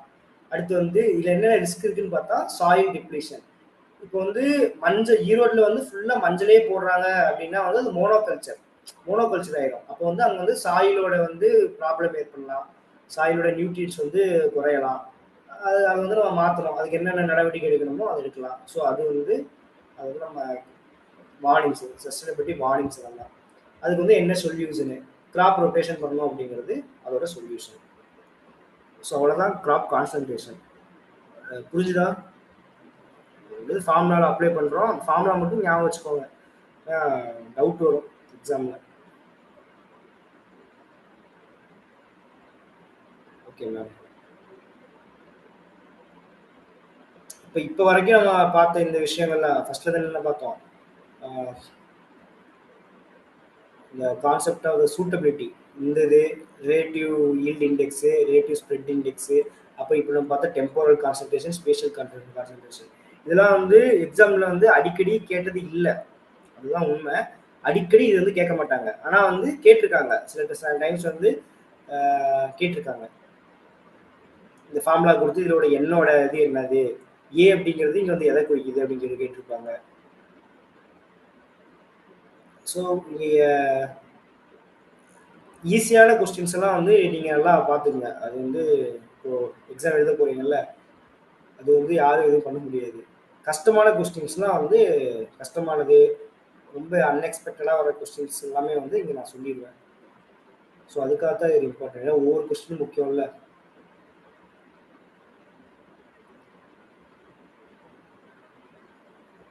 ஸோ இனிமேல் நம்ம பார்க்க போகிறது வந்து அடிக்கடி கேட்குற ஒரு விஷயம், அதுதான் வந்து என்னது, crop combination, methods of delineation of crop combinations.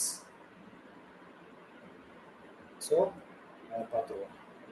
First வந்து கிராப் காம்பினேஷனா என்னன்னு பார்த்துருவோம்.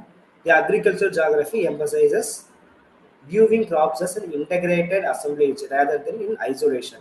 அக்ரிகல்ச்சர் ஜியாகிரபி வந்து எப்படி பார்க்கும் அப்படின்னா வந்து ஒரு ரீஜன் எடுத்துக்கிட்டோம் அப்படின்னா வந்து அந்த மோனோகல்ச்சரா வந்து பார்க்காது, அது வந்து ஏகப்பட்ட விஷயங்கள் வந்து அவங்க பயிர் செய்வாங்க. ஸோ அதான் வந்து இந்த நல்லா சொல்றாங்க. as crops are rarely grown in along in aerial unit. ரொம்ப கஷ்டம் தான், ஒரு ஏரியால வந்து ஒரு செடி ஒரு பயிர் தான் வளருது அப்படிங்கிறது ரொம்ப ஒரு ரேரான ஒரு விஷயம் தான். Beyond single regions, designating an area simply as a rice or wheat region is insufficient, as these regions often overlap or include significant secondary crop. Okay, rice வீட் அப்படின்னு சொல்றத விட ஆனால் வந்து அவங்க வந்து என்ன பண்ணுவாங்க, ரைஸ் வந்து கல்டிவேஷன் ஆனதுக்கப்புறம் நியூட்ரிஷன் வந்து நைட்ரஜன் ஃபிக்சேஷனுக்காக வந்து அங்கே வந்து கிராம், இந்த பச்சைப்பயிறு, தட்டைப்பயிறு, இந்த மாதிரி வந்து பயிர் வகைகள் வந்து போடுவாங்க. அது ஏன்னா வந்து அது தெரியும்ல, நைட்ரஜனை நிலைநிறுத்தும், அதில் இருக்கக்கூடிய அந்த ரைசோபியம் என்வரன்மெண்டல் ஜியாகிரபிக்கு போயிடும். அதெல்லாம் இருக்கிறதுனால பயிர்கள் வந்து மாற்றி மாற்றி போடுவாங்க. ஃபர்ஸ்ட் வந்து நெல் போட்டாங்க அப்படின்னா நெக்ஸ்ட் வந்து இது போடுவது, அதான் அந்த மாதிரி பயிர் வகைகள் போடுவாங்க. இப்போ வந்து வெள்ளை சோளம் இருக்குல்ல, வெள்ளை சோளம் வந்து அடிக்கடி போட்டுட்டே இருந்தாங்கன்னா என்ன ஆகுமா, சாயிலோட இது போயிடும், தன்மை குறைஞ்சு போயிடும் அப்படின்னு சொல்லிட்டு ஒரு 2 பீரியடு வெள்ளை சோளம் போட்டாங்கன்னா நெக்ஸ்ட் வந்து கம்பு மாறுவாங்க அக்ரிகல்ச்சர் இதில். ஸோ அது மாதிரி தான், அதுதான் வந்து அதுக்காக யூஸ் ஆகுது. அடுத்து வந்து systematic study of combination of essential for a comprehensive understanding of the agricultural mosaic, effective for regional planning. இந்த ரீஜனல் பிளானிங்கும் அந்த அக்ரிகல்ச்சர் வந்து எப்படி வந்து காம்ப்ளெக்ஸாக நடக்குது அப்படின்னு பார்க்குறதுக்கும் நமக்கு இந்த கிராப் காம்பினேஷன் அது வந்து யூஸ் ஆகுது. ஸோ இந்த கிராப் காம்பினேஷனை வந்து 2 மெத்தடாக வந்து நம்ம சொல்லலாம். ஒன்று வந்து ரொம்ப சிம்பிளாக வந்து ஃபஸ்ட்டு, இது வந்து ஃபஸ்ட்டு, இது வந்து செகண்டு, இது வந்து தேர்டு அப்படின்னு சொல்லிட்டு போயிடலாம்.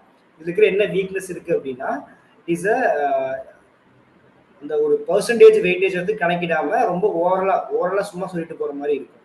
செகண்ட் வந்து ஸ்டாட்டிஸ்டிக்கல் குவான்டிடேட்டிவ் மெத்தடு, அதில் வேரியபிள்ஸ் என்னென்ன வருதோ அதை வச்சு நம்ம கால்குலேட் பண்ணி அக்யூரேட்டாக அப்ஜெக்டிவாக சயின்டிஃபிக்காக சொல்லுவோம்.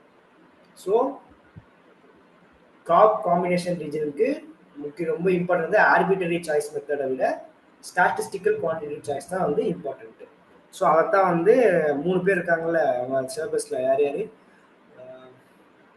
வீவர் இருக்காங்க, டோயி, ரஃப்யூல்லா. ஸோ அவங்க வந்து ஸ்டாட்டிஸ்டிக்கல் மெத்தட் யூஸ் பண்ணி சொல்லியிருக்காங்க. ஸோ இது வந்து அதிகமாக ஜேசி வீவர் அவரோட கொஸ்டின் வந்து அதிகமாக கேட்பாங்க. 2-3 டைம் எப்படி கேட்டிருக்காங்கன்னா வந்து இயரை வந்து டிசெண்டிங் ஆர்டர் அசெண்டிங் ஆர்டர்ல வந்து எழுத சொல்லி கேட்டிருக்காங்க.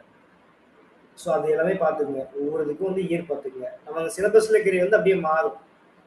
நம்ம வந்து அப்படியே அரேஞ்ச் பண்ணிடக்கூடாது. ஜேசி வீவர் ஃபர்ஸ்ட் வருவார், ஜாய் செகண்ட் வருவார், ரஃபீலா தேர்ட் வருவார். ஆனால் வந்து ரியல் லைஃப்ல வந்து ஃபர்ஸ்ட் வந்து வீவர் சொல்லியிருப்பாரு, செகண்ட் ரஃபீல்லா, தேர்ட் வந்து டோய் சொல்லியிருப்பாரு. ஸோ அதெல்லாம் ஞாபகம் வச்சுக்கோங்க. அப்படிதான் நம்ம சிலபஸ்ல இருக்கிற ஆர்டராகவே நம்மளும் எக்ஸாமுக்கு கொஸ்டின் தெரியலனாலும் நம்ம போட்டுருவோம். ஸோ அதை ஞாபகம் வச்சுக்கோங்க. ஒன்று பார்க்கும்போது இயர் எல்லாமே பார்த்துடலாம். ஸோ ஃபர்ஸ்ட் வந்து ஜேசி வீவரோட டெக்னிக். இவர் வந்து எங்க மிடில் வெஸ்ட்ல இருக்கிற மிடில் வெஸ்ட் யூஎஸ்ஏக்கு வந்து இவரோட டெக்னிக்ஸ் வந்து அப்ளை பண்ணி பார்த்துருக்காரு. So provide an objective constant repeatable procedure for comparing results across different years and localities. இதுவும் ஓகே. நெக்ஸ்ட் வந்து என்னது தியரிட்டிக்கல் ஸ்டாண்டர்ட். இவர் வந்து ஒரு தியரிட்டிக்கல் ஸ்டாண்டர்ட் வந்து ஒரு சொல்றாரு. நம்ம அந்த அசம்ஷன் சொல்றோம்ல, அது மாதிரி அவர் என்ன சொல்றாருன்னா, ஒரு கிராப் அப்படின்னா வந்து அது 100% எடுத்துக்கணும். 2 கிராப் அப்படின்னா வந்து அதை 50% வந்து எடுத்துக்கணும். தேர்ட் கிராப் அப்படின்னா 33.3, ஃபோர்த் கிராப்னா வந்து என்னது 25. இதே வந்து 10 கிராப் இருக்கு அப்படின்னா அது வந்து 10%. ஒவ்வொரு கிராப்பும் வந்து 10%. அதான் விஷயம். மோனோகல்ச்சர் அப்படின்னா ஒரே கிராப் 100% வந்து தியரிட்டிக்கல் வேல்யூ வரும். இதே 2 கிராப்னா வந்து 50-50. தியரிட்டிக்கலா இதுதான் உண்மை. ஆனா வந்து உண்மையான ரியல் ஃபீல்டில் வந்து இப்படி இருக்காது, வேற மாதிரி இருக்கும். ஸோ அதை வச்சுதான் நம்ம கால்குலேட் பண்ணுவோம் இந்த ரீஜன் வந்து எந்த ஊருக்கு வந்து வரும் அப்படின்னு சொல்லி பார்ப்போம். ஸோ இப்போ நீங்கள் வந்து சொன்னீங்க, நீங்கள் வந்து சேலம் டிஸ்ட்ரிக்ட் சொல்லியிருந்தீங்களா? இப்போ நீங்கள் என்ன சொல்லணும்னா வந்து ஒரு 4 கிராப் வந்து நீங்கள் சொல்லுங்கள். வந்து ரொம்ப ஹையாக வந்து விளைவிக்கிற கிராப் ஒன்று, அது செகண்டு, அது தேர்டு, ஃபோர்த்து. நீங்கள் ரேங்கிங்கே சொல்லுங்கள். ஃபர்ஸ்ட் வந்து உங்கள் ஊருக்குலாம் இது அதிகமாக விளைவி.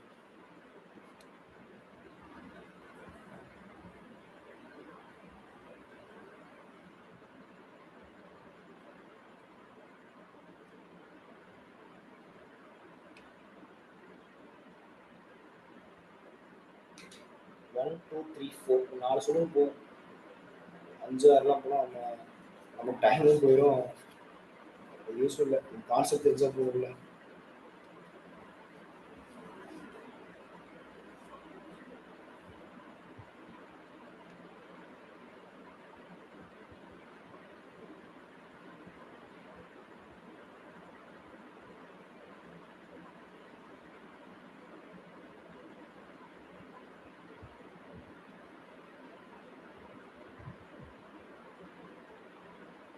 மேம்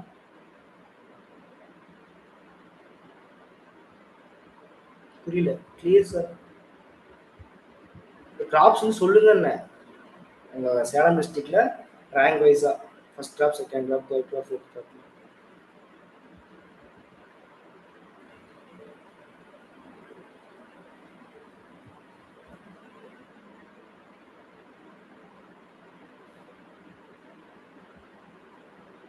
இன்னொன்று சொல்லுங்க. சரி, ஃபர்ஸ்ட் வந்து பேடி சொல்றீங்களா?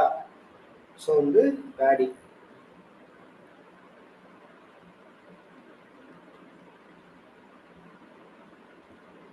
செகண்ட் வந்து என்னன்னா காட்டன் சொல்லியிருக்கீங்க. தேர்டு வந்து வெஜிடபிள்ஸு. ஃபோர்த் வந்து நானும் ஒன்று போட்டுக்கிறேன். ஃபோர்த் வந்து என்னன்னா மேங்கோ கல்டிவேஷன் அப்படின்னு சொல்லுவாங்க. மேங்கோ கல்டிவேஷன் சொல்லலாம். இது வந்து இப்போ பேடி வந்து எவ்வளோன்னு வச்சுக்கலாம்னா ஒரு 40% வச்சுக்கோங்க பயிரிடுறாங்க. காட்டன் வந்து 30%, ரைஸ் வந்து 20%. நாங்கள் வந்து 4 மொத்தம் டோட்டலாக கூட்டலாம் அப்படின்னா 100% வந்து வந்துடும். ஸோ இப்படி தான் வந்து உங்கள் ஊரில் வந்து ஒரு கிராப்பிங் பேட்டர்ன் வந்து இருக்குது. கான்சன்ட்ரேஷன் வந்து இப்படி தான் அமைஞ்சிருக்கு ஒவ்வொன்றும். ஸோ இப்போ வந்து இதை வந்து இவர் என்ன பிரிப்பார்னா வந்து ஒரு கிராப் காம்பினேஷன் அதுக்கு ஒரு ஃபார்முலா போட்டு ஒரு வேல்யூ வரும். 2 கிராப் காம்பினேஷன் அதுக்கு ஒரு வேல்யூ, 3 4 5 எத்தனை கிராப் இருக்கோ அதுக்கேற்ற மாதிரி நம்ம வேல்யூ வந்து கண்டுபிடிப்போம். ஸோ அந்த எல்லா வேல்யூலையும் கண்டுபிடிக்கும் போது எந்த வேல்யூ வந்து கம்மியாக வருதோ அதுதான் சூட்டபிளான ஒரு கிராப். அது ஏன் வந்து அப்படி சொல்றாங்க, இதனால வந்து கம்மியான வேல்யூ வர்றது பெஸ்ட்னு சொல்றாங்க அப்படிங்கிறது நம்ம ஒரு இந்த இதை வச்சு ஒரு ஃபார்முலா போட்டு ஆக்சஸ் பண்ணி முடிச்சுட்டு லாஸ்டா வந்து பார்த்துருவோம். ஸோ இவரோட ஃபார்முலா என்னது அப்படின்னு சொல்லி பார்ப்போமா? இதுதான் ஸ்டாண்டர்ட் டீவியேஷன் பார்ப்போம்ல, நம்ம ஸ்டாட்டிஸ்டிக் டெக்னிக்ஸ்ல வந்து பார்த்துருப்போம். ஸ்டாண்டர்ட் டீவியேஷன் என்னது? Root of summation of D square divided by N. அதுதான் வந்து இவரோட அந்த ஸ்டாண்டர்ட் டீவியேஷனோட ஃபார்முலாவை அப்படியே எடுத்துக்கிட்டாரு. இதுல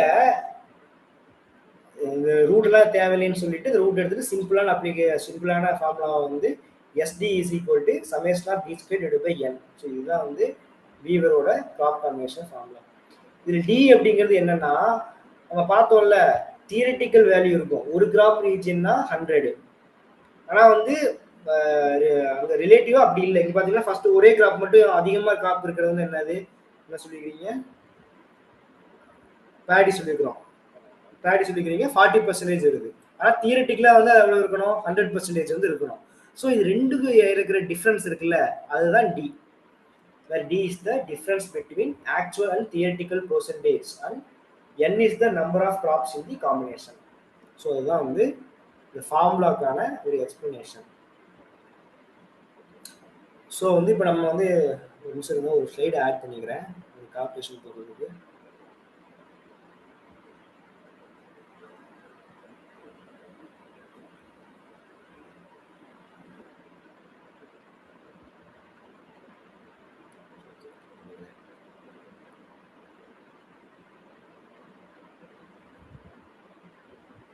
ஸோ இப்போ இந்த ஸ்க்ரீன் விசிபிள் ஆகுதா? இந்த ஸ்க்ரீனு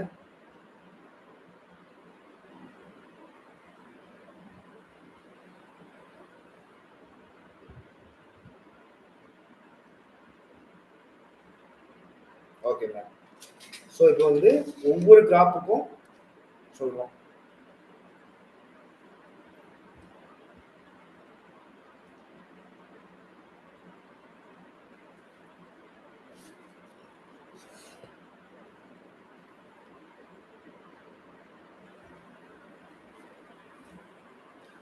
இப்போ வந்து ஒரு கிராப் மட்டும் இருக்கு, ஒரு கிராப் காம்பினேஷன் அப்படின்னா வந்து நமக்கு என்ன பார்த்துருந்தோம்? தியரிட்டிக்கல் வேல்யூ வந்து 100 பார்த்துருந்தோம், 100%. ஆனா ஆக்சுவலா நமக்கு வந்து இந்த ஃபர்ஸ்ட் ஸ்டாப்போட இது வந்து என்ன இருக்கு? இது வந்து என்ன வச்சுக்கலாம்? ஏன்னு வச்சுக்கலாமா? ஆக்சுவல் வேல்யூ வந்து 40% தான் இருக்கு, பர்சன்டேஜ் தான் வந்து இருக்கு. ஸோ இது வந்து நம்ம என்ன சொல்லலாம் அப்படின்னா, இதுக்கு ஃபார்முலா அந்த டிஃபரன்ஸ் சொல்லலாம் வந்து டி. டி வந்து என்னன்னா A minus D the whole square. ஓகேங்களா? இதுதான் வந்து டிஃபரன்ஸ். அதாவது டி ஸ்கொயர் சொல்றோம்ல, D square summation of D square divided by என்னன்னு சொல்றோம்ல, என்ன ஃபார்முலா என்னன்னு சொல்றோம்ல, அது டி வந்து என்ன சொன்னா வந்து actual area divided by minus theoretical area the whole square. இப்போ வந்து இங்க ஆக்சுவல் ஏரியா வந்து என்னது? 40 மைனஸ் தியரிட்டிக்கல் வேல்யூ வந்து 100 whole square divided by n வந்து என்னது? n வந்து எத்தனை கிராப் இருக்கு அப்படின்னு பார்க்கணும். ஸோ இங்க இருக்கிறது வெறும் 1 கிராப் தான். ஸோ ஆன்சர் வந்து இதுக்கு வந்து 1 கொடுக்கும். ஸோ 40 மைனஸ் 100னா வந்து மைனஸ் 60 வருமா? Minus 60 the whole square divided by 1. So 636 3600 minus square பண்ணும்போது ப்ளஸ் ஆயிரும். ஸோ ஆன்சர் வந்து 3600. ஸோ மோனோகிராப் ரீஜியன்ஸ்க்கான வேல்யூ 1 கிராப் வேல்யூ வந்து 3600.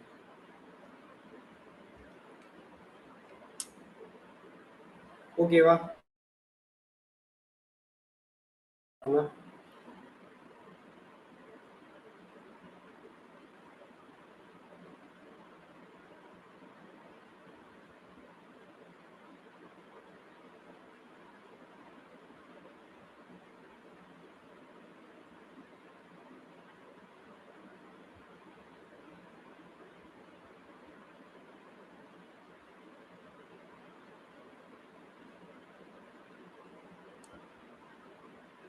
ஓகேவா? இந்த 1 கிராப்புக்கு நம்ம எப்படி கண்டுபிடிக்கணும்? ஓகே, இப்போ வந்து 2 கிராப் சொல்றோம். ஸோ 2 கிராப்ல வந்து என்னென்ன சொல்லியிருக்கீங்க? பேடி சொன்னீங்க, செகண்ட் வந்து காட்டன் சொன்னீங்களா? ஸோ இப்போ பேடியும் காட்டனையும் வச்சு நம்ம பார்க்குறோம்.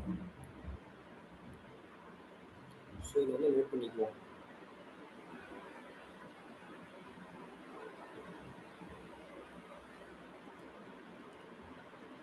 பேடி வந்து எவ்வளவு 3600 வேல்யூ. இது வந்து மோனோகிராப்.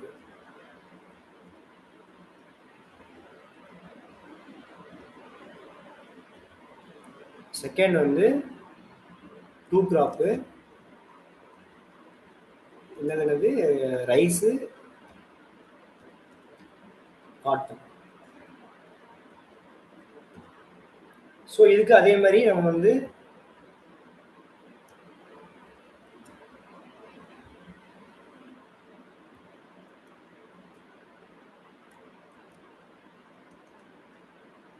ஃபார்முலாவே அப்ளை பண்ணி பார்ப்போம்.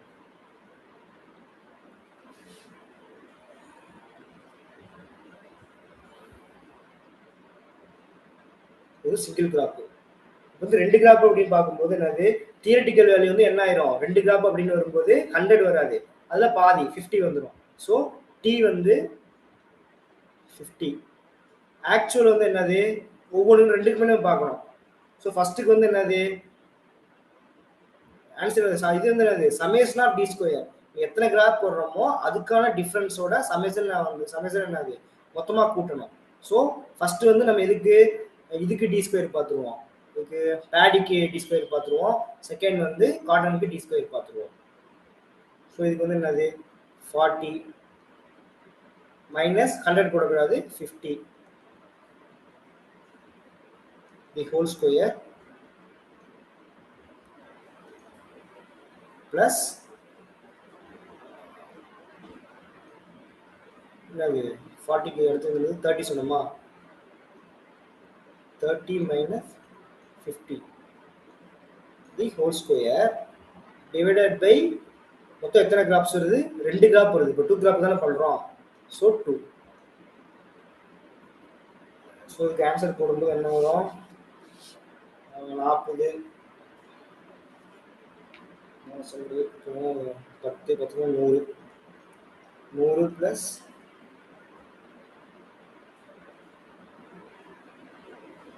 எதுக்கு மேம் 250? ஓ போட்டிங்களா, சூப்பர். சார் ஆன்சர் வந்து 250. ஸோ இதே மாதிரி தேர்ட் கிராஃபுக்கு நம்ம போடுவோம். தேர்ட் கிராஃப் போடும்போது இந்த வேல்யூ வந்து என்ன ஆகும் 33.3 ஆகும். அதே மாதிரி 33.3 ஆகும் டிவைடட் பை 3 போடுவோம். ஸோ அதுக்கு வந்து ஒரு ஆன்சர் வந்து வரும். அதுக்கு என்ன ஆன்சர் வருதுன்னு பார்த்து சொல்லுங்க. நான் ஒன்று போடுறேன். கான்செப்ட் புரிஞ்சிருச்சுல்ல. 3 கிராப் இருக்குன்னா 3 கிராப்புக்கும் தனித்தனியாக வந்து நம்ம டிஃபரன்ஸ் கண்டுபிடிச்சு அதை ஆட் பண்ணி divided by total number of graphs போடணும். ஓ இதே வந்து மாத்திருங்க 40 minus 33.3 the whole square plus 30 minus 33.3 the whole square plus அடுத்து என்ன பார்த்தோம் 20 minus 33.3 the whole square divided by 3.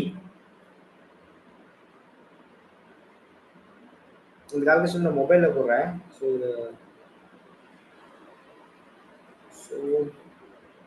40 minus 33.3 வந்து 6.7 the whole square வரும் plus 30 minus 33.3 வந்து வருது -3 the whole square வரும். 20 minus பார்த்தீங்கன்னா -13.3 the whole square divided by 3 அப்படின்னு போடலாம். ஃபர்ஸ்ட் ஸ்கொயர் பண்ணும்போது நமக்கு 44.89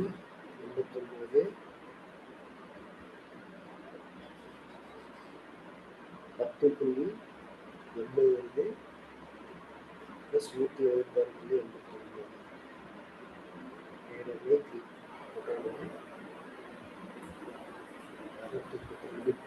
67.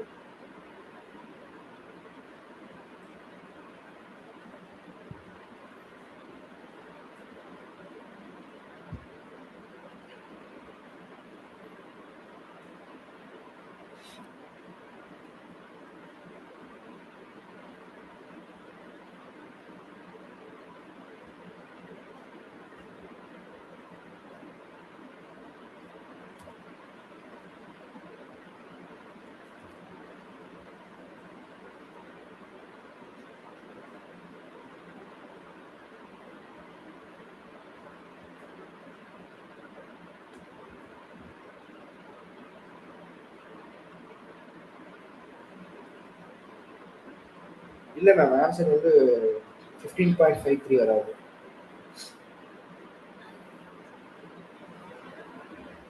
Six point seven square plus minus விட்ருங்க, ஏன்னா நம்ம ஸ்கொயர் பண்ணும்போது மைனஸ் வந்து ப்ளஸ் ஆயிரும். So minus 3.3 square plus minus 13.3 square இது பை 3 போடுவோம். ஆன்சர் வந்து இதில் பண்ணி பார்க்கும்போது, மொபைலில் பார்க்கும்போது என்ன வருதுன்னா 232.67 டிவைடட் பை 3.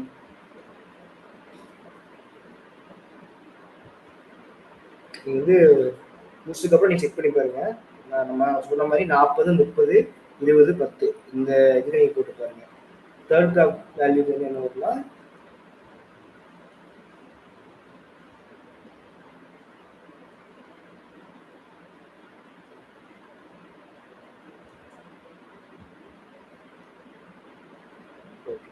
77.56. ஸோ 77.56. இது வந்து third graph formation.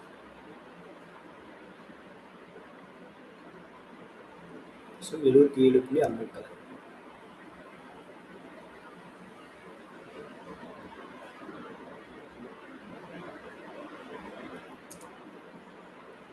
Two graph என்ன வந்துச்சு, என்ன சொன்னீங்க? 250 வந்துச்சோ டூ கிராப்புக்கு. இது 250. 3 கிராப் அதுக்கு வந்துருக்கு 77.56. ஸோ ஃபோர்த் கிராப் இது இப்படி இதே மாதிரி தான் வந்து ஃபோர்த் கிராப்புக்கு போடணும். மேங்கோ போட்டுமா? ஓகே, இந்த ஃபோர்த் கிராப்புக்கு வந்து பாருங்க. ஸோ இப்போ நான் பார்த்துருக்கேன். இப்போ 3 கிராப்ல வந்து எது பெஸ்ட் அப்படின்னு பார்க்கும்போது எதோட வேல்யூ வந்து ரொம்ப கம்மியாக வந்திருக்கோ அதுதான் வந்து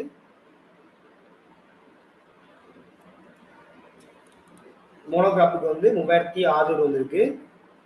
2 கிராப் பை கிராப்புக்கு வந்து 250 வந்திருக்கு. 3 கிராப்புக்கு வந்து பார்த்தோம்னா 77.56 வந்து வந்திருக்கு. ஸோ எந்த வேல்யூ வந்து ரொம்ப கம்மியான வேல்யூவோ அதுதான் வந்து best crop combination.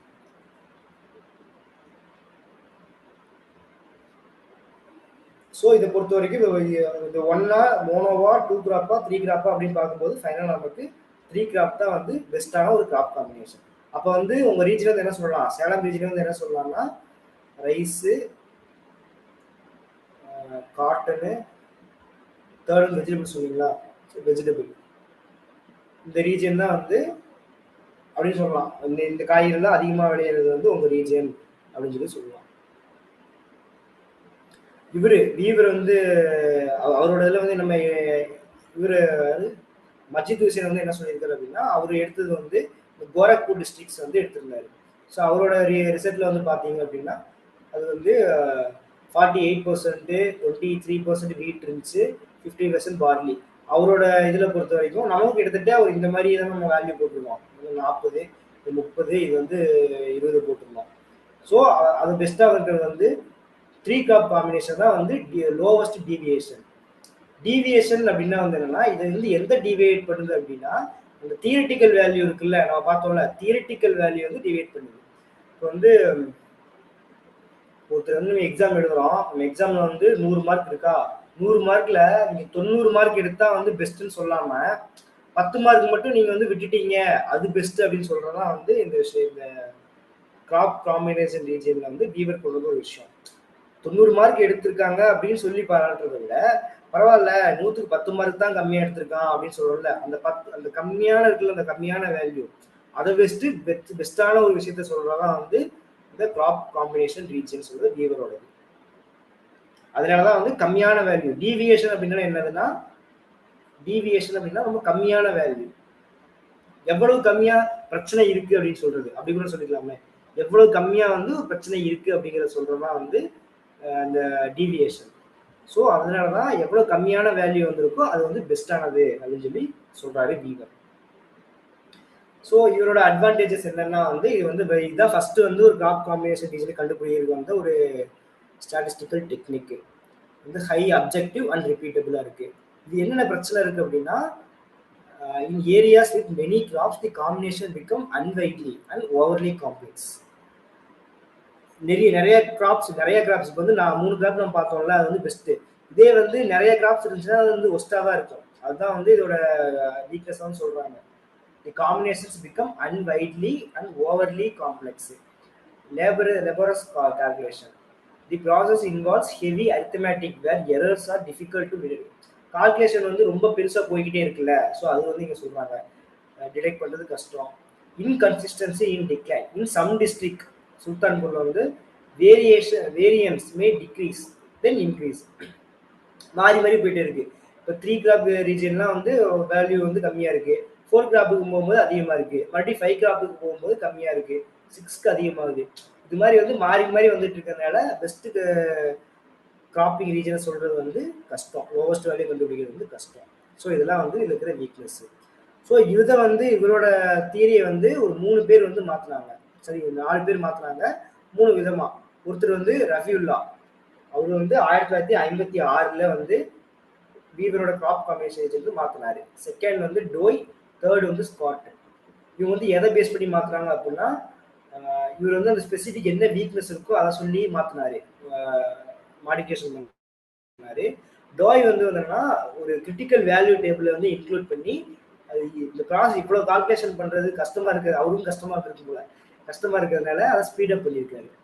So Scott வந்து என்ன பண்ணாருன்னா வந்து இவங்க வந்து இது மட்டும் தான் எடுத்தாங்க, கிராப் மட்டும் தான் எடுத்திருக்காங்க, அவர் வந்து லைஃப் ஸ்டாக் காம்பினேஷன், கால்நடைகளுடைய காம்பினேஷன் கூட சேர்த்திருக்காரு. ஸோ இதெல்லாம் வந்து எதை பேஸ் பண்ணி அவங்க மாடிஃபை பண்ணாங்க அப்படின்றது. இன்னொரு முக்கியமான விஷயம் என்னன்னா வந்து இது குரோனாலஜிக்கல் ஆர்டரா வந்து அரேஞ்ச் பண்ணி படிச்சுக்கோங்க. ஃபர்ஸ்ட் வந்து வீவர், செகண்ட் வந்து டோய், சாரி ரஃபியுல்லா, தேர்ட் வந்து ஸ்காட்டு, ஃபோர்த்தா வந்து டோய். இது ஒரு 6 அரேஞ்சா படிச்சுக்கோங்க. 1954, 56,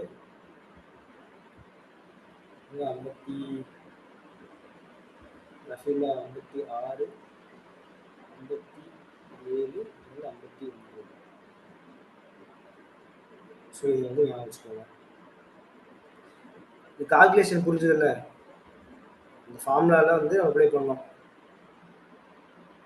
நம்ம என்ன அடிக்கடி பார்த்துக்கணும் அப்படின்னா வந்து தியரிட்டிக்கல் வேல்யூ மாற்றிடக்கூடாது, தியரிட்டிக்கல் வேல்யூ கீழே நம்பர் ஆஃப் டிராஃபையும் மாற்றிடக்கூடாது.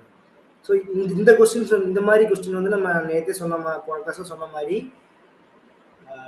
காம்ப்ரிஹென்ஷன் மாதிரி கொடுத்து கேட்கலாம். இப்போ ஒரு டேட்டா கொடுத்துட்டு, இப்போ இதே சொன்ன மாதிரியே வந்து ஒரு டிஸ்ட்ரிக்ட் கொடுத்துட்டு திருவண்ணாமலை டிஸ்ட்ரிக்ட் அப்படின்னு சொல்லி ஒரு 4 கிராப் ஃபர்ஸ்ட் செகண்ட், இது என்ன விஷயம்னா வந்து மாறி மாறி கொடுத்துருப்பாங்க. வந்து ஃபர்ஸ்ட் வந்து அசெண்டிங் ஆர்டர்ல வந்து ஃபர்ஸ்ட் அரேஞ்ச் பண்ணிக்கணும், அது ரொம்ப முக்கியம். ஃபர்ஸ்ட்டுக்கு அதிகமான பெர்சன்டேஜ் கிராப் வந்து ஃபர்ஸ்ட், அது செகண்ட், தேர்டு அப்படின்னு வந்து நம்ம அரேஞ்ச் பண்ணிக்கணும். ஓகேங்களா?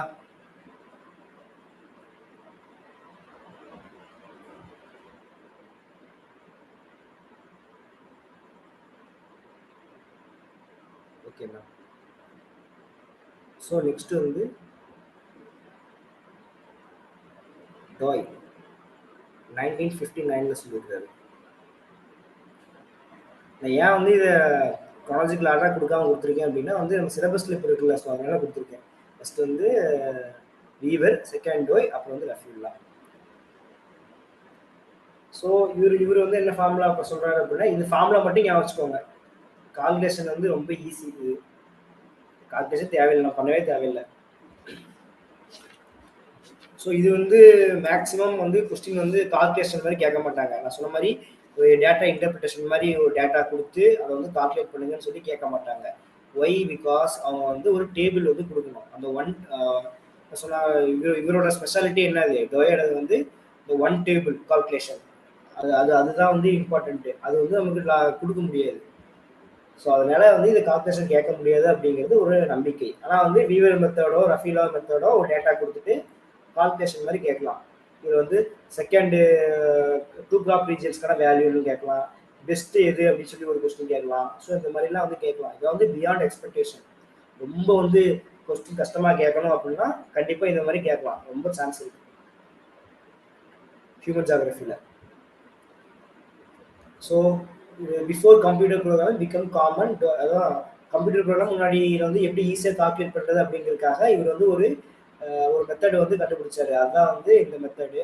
இது வந்து ஃபார்முலா வந்து இதுதான், summation of D square. But simplify the process use. இது கூட வேணாம் அப்படின்னு சொல்லிட்டு அவர் என்ன பண்ணிட்டாரு, வேற ஒரு ஒரு சிம்பிளான ஒரு ப்ராசஸ்க்கு வந்து வந்தார். அதை வந்து இப்போ பார்க்க போகிறோம். To identify the combination with the lowest sum of square deviations. அது வந்து நெக்ஸ்ட் பார்க்க பாருங்க. இவர் தான் என்ன சொன்னார் அப்படின்னா, ஒரு ஒரு ஷீட் வந்து ஒரு ரெடி பண்ணாரு. நீங்கள் கால்குலேஷன் பண்ண தேவையில்லை, ஜஸ்ட் வந்து நமக்கு தெரிஞ்சிட்டாலே போதும். அது என்ன கான்செப்ட், அது கான்செப்ட் கூட என்ன தெரிஞ்சாலே போதும், கால்குலேஷன் வந்து பண்ண தேவையில்லை. அதுக்காக வந்து இவர் என்ன அறிமுகப்படுத்துற ஒரு விஷயம் தான் வந்து என்னதுன்னா one sheet table. One sheet table அப்படிங்கிற ஒரு டேபிள் வந்து சொன்னாரு. அந்த டேபிள் இருக்கிற கிரிட்டிக்கல் வேல்யூ வச்சு நம்ம இது ஓகேவா இல்லையா அப்படிங்கிறத நம்ம பார்த்துடலாம். ஸோ இதுதான் வந்து அந்த ஒன் ஷீட் டேபிள். இது வந்து நம்ம அந்த கிராப் இருக்கிற பர்சன்டேஜ், இது வந்து நம்ம ரேங்க். இந்த ரெண்டுக்கும் வந்து ஒரு வேல்யூ இருக்குல்ல, அந்த வேல்யூ வச்சு தான் நம்ம வந்து அதை நம்ம பெஸ்ட்டா இல்லை ஒஸ்டா, பெஸ்ட்னு சொல்ல முடியாது, இது வந்து கிராப்பிங் காம்பினேஷன் இந்த ரீஜனுக்கு அப்படின்னு சொல்லி சொல்ல போகிறோம். So cumulative percentage. This table provides critical values for elements at different ranks based on the cumulative percentage of the higher ranking crops. Cumulative percentage என்னது? 1, 2, 3, 4 இருக்கு. இது ஒரு 30%, இது ஒரு 20%, இது 10 இருக்கு அப்படின்னா, இப்போ இது 2க்கான cumulative percentage என்னன்னு பார்த்தோம்னா இதே ரெண்டையும் நம்ம கூட்டணும். 30 plus 20 கூட்டினப்போ 50. தேர்டுக்கு இதுக்கு 3 கிராப் ரீஜனுக்கு வந்து cumulative percentage என்னன்னா இது 3ஐயும் கூட்டணும், 60. ஸோ அதுதான் வந்து குமுலேட்டிவ் பர்சன்டேஜ் சொல்றாங்க. ஸோ அந்த பர்சன்டேஜை வச்சு அந்த என்ன கிராப்பிங், இதுதான் குமுலேட்டிவ் பர்சன்டேஜ். செல்ல கொடுத்துருக்காங்கல்ல 50ல இருந்து 95 வரை கொடுத்துருக்காங்கல்ல, இதை வந்து குமுலேட்டிவ் பர்சன்டேஜ். இது வந்து அந்த ரேங்கிங். அந்த ரெண்டுக்கும் உள்ள ஒரு வேல்யூவும் நம்ம இந்த ஆன்சர் இப்போ கண்டுபிடிக்கிறோம்ல இந்த ஃபார்முலா யூஸ் பண்ணி, அந்த வேல்யூவை விட கம்மியா இருந்துச்சு அப்படின்னா அது ஓகே, அது வந்து ஓகே அடுத்த லெவலுக்கு போகலாம் அப்படின்னு அர்த்தம். நான் கொஸ்டின் பார்க்கும்போது சொல்றேன். ஃபர்ஸ்ட் வந்து இப்போ வந்து ஒரு 5-6 கிராப் வந்து எடுத்துக்குவோம். அப்போதான் வந்து உங்களுக்கு சொல்லி ஈஸியாக இருக்கும். இது மில்லட், ஓகேவா?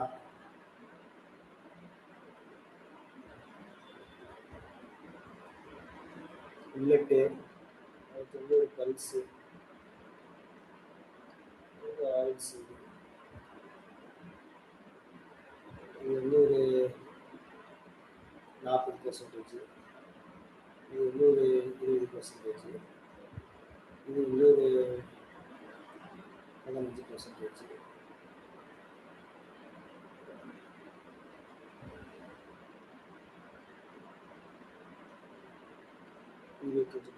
எவ்வளோ வருது? 40, 50, 20, 20 லட்சம். ஸோ அப்போ வந்து இது 25 இல்லை, இது வந்து ஒரு 23ன்னு வச்சுக்கோங்க. அதர்ஸ்ன்னு போட்டு ஒரு 2% வச்சுக்கோங்க. ஸோ இதுதான் வந்து ஒரு கிராப்பில் ஒரு இப்போ வந்து எந்த ஒரு இடத்துல மதுரைன்னு எடுத்துக்கங்களேன், மதுரையில் வந்து இப்படி தான் வந்து ஒரு கிராப்ஸ் வந்து அதோட பர்சன்டேஜ் வந்து இந்த அளவில் தான் இருக்குது. So millet 40, pulse 20, oil seed 15, சோளம் வந்து ஒரு 23 இருக்கு, அதர்ஸ் வந்து ஒரு 2 இருக்கு. ஃபர்ஸ்ட் வந்து இப்படி டேட்டா கொடுத்துட்டாங்கன்னா நம்ம என்ன பண்ணணும்னா ஃபர்ஸ்ட் வந்து அதை வந்து அரேஞ்ச் பண்ணணும், அந்த ரேங்க் வச்சு அரேஞ்ச் பண்ணணும். ஃபர்ஸ்ட் வந்து மில்லட்டு, செகண்ட் வந்து என்ன வந்துருது, மெய்ஸ் வந்துடும். அப்போ ஃபர்ஸ்ட் வந்து 40 மில்லட்டு, அடுத்து மெய்ஸ் வந்து 23, நெக்ஸ்ட் வந்து பல்ஸ் வந்து 20, ஆயில் சீடு 15, அதர்ஸ் வந்து 2. ஸோ இது மாதிரி ஃபர்ஸ்ட் வந்து ரேங்க் பண்ணிக்கிறோம். List all crops in descending order based on their percentage of the total crop area. இந்த இதில் கோட் இதெல்லாம் முக்கியம். ஏன் சொல்றேன்னா எக்ஸாமில் வந்து டாயோட மெத்தட் வந்து அசெண்டிங் ஆர்டரில் அசம்பிள் பண்ண சொல்லுது அப்படின்னு சொல்லி கேட்பாங்க. அப்புறம் இந்த ABC, A is the correct answer, AB both are correct ஆன்சர்லாம் வரும்ல. ஸோ அந்த மாதிரி கொஸ்டின்ஸ்க்குலாம் வந்து இப்படி தான் வந்து கொஸ்டின் கேட்குறாங்க. ஒரு சின்ன விஷயத்தை வந்து மாற்றி விட்டுருவாங்க. ஸோ அதனால வந்து நல்லா ஞாபகம் வச்சுக்கோங்க. நெக்ஸ்ட் வந்து கால்குலேட் குமுலேட்டிவ் பர்சன்டேஜ். ஒவ்வொன்றுக்கு வந்து குமுலேட்டிவ் பர்சன்டேஜ் வந்து கண்டுபிடிக்கணும். இப்போ 40க்கு வந்து குமுலேட்டிவ் பர்சன்டேஜ் 40 தான். சிபி குமுலேட்டிவ் பர்சன்டேஜ் வச்சுக்குவோம். எம்முக்குன்னு வரும்போது 40, 50, 63. இது வந்து 83, 98, இது 100. இதுதான் வந்து ஆக்சுவலாக குமுலேட்டிவ் பர்சன்டேஜ். அடுத்து வந்து என்ன சொல்றாரு அப்படின்னா 50% ரூல் அப்படின்னு சொல்லி வந்து கொண்டு வர்றாரு. முதல்லயே வந்து என்னென்னு பார்த்தோம் 90% ரூல் அப்படின்னு கிராப் என்னது கிராப் ரொட்டேஷனா சரி ரொட்டேஷன் இல்லை கிராப்பிங் பேட்டர்ன் ஃபர்ஸ்ட் இது பார்த்தோம். அது என்னது பார்த்தோம், என்ன டாபிக் பார்த்தோம்?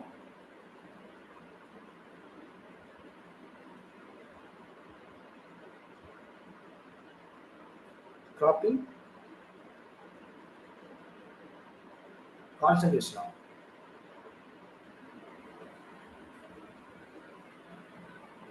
ஸோ வாட் எவர் நீங்கள் வந்து பிடிஎஃப் இருக்கும்போது பார்த்துவாங்க. ஸோ அதுக்கு வந்து 90% ரூல் வரும். இதே வந்து டோய் வந்து என்ன இன்ட்ரடியூஸ் பண்ணியிருப்பாருன்னா வந்து 50% ரூல் அப்படின்னு சொல்லி அவனை இன்ட்ரடியூஸ் பண்ணியிருப்பாரு. எந்தெந்த கிராப் வந்து 50%க்கு மேலே வந்து கொடுக்குதோ அதை வந்து நம்ம ஆட் பண்ணிக்கலாம். அது எப்படி வந்து டேபிள் வச்சு சொல்கிறேன்.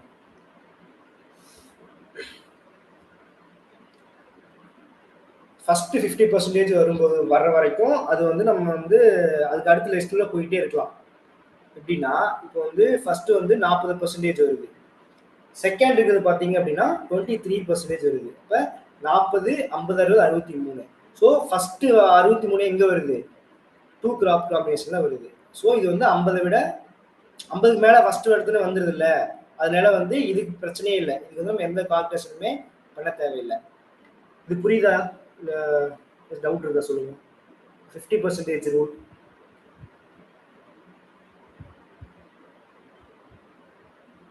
ஃபர்ஸ்ட் 50 நம்ம குமுலேட்டிவ் பர்சன்டேஜ் வந்து ஃபர்ஸ்ட் 50 எங்கே வருதோ ஓகே. அதுக்கு 50க்கு மேலே போகும்போது தான் வந்து நம்ம கால்குலேஷன் வந்து கொஞ்சம் பண்ண வேண்டியது இருக்கும். கால்குலேஷன் பண்ண தேவையில்லை. அதுக்கப்புறம் தான் நம்ம டேபிள் வச்சு பார்ப்போம். ஓ 40, 50, 63 இது பிரச்சனையெல்லாம் முடிஞ்சிருச்சு. இப்போ தேர்ட் கிராஃபுக்கு வாங்கினேன். இது வந்து monograph, second graph, third graph. Third graph வரும்போது இந்த குமுலேட்டிவ் வேல்யூ வந்து என்ன வருது? 83 வருது. ஸோ 83க்கு நம்ம வந்து இந்த வேல்யூ பார்க்கணும். இது 83ங்கிறது கிட்டத்தட்ட இங்கே வந்துருச்சு. 85 வருமா? 83க்கு தேர்ட் ரேங்க் இருக்கிற வேல்யூ பார்க்கணும். 83க்கு தேர்ட் வேல்யூ இந்த வேல்யூ பார்க்கணும்.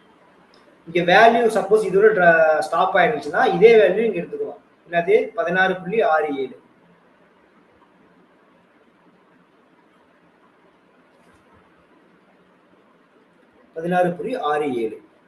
நமக்கு தேர்டுக்கு இது வந்து எக்ஸ்பெக்டட் வேல்யூ. ஓகேங்களா? இல்லை இது வந்து தியரட்டிக்கல் வேல்யூ. இது வந்து அப்படி நம்ம கன்சிடர் பண்ணிக்குவாங்க. தியரட்டிக்கல் வேல்யூ கன்சிடர் பண்ணிக்கோங்க.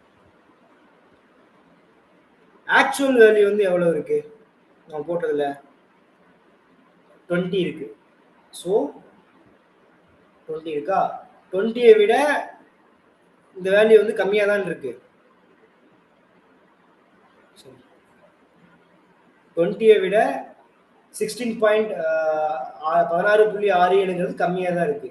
ஸோ அப்போ இது ஓகே. இதுக்கு அடுத்து வந்து வரணும்.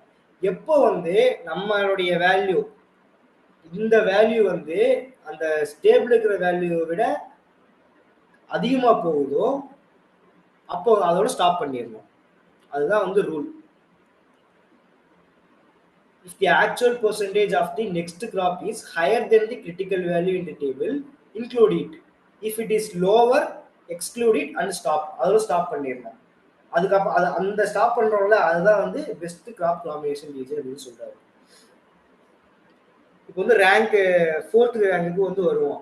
இதுக்கு வந்து குமுலேட்டிவ் பர்சன்டேஜ் வந்து என்ன வருது? 40, 50, 60, 70, 90 கிட்டத்தட்ட 98 வந்துருது. 98க்கு 4th வந்து என்னன்னு பார்ப்போம். 98னா இங்க லாஸ்ட் இதுக்கு வந்துருங்க. 4th வந்து 13.83 வருதா?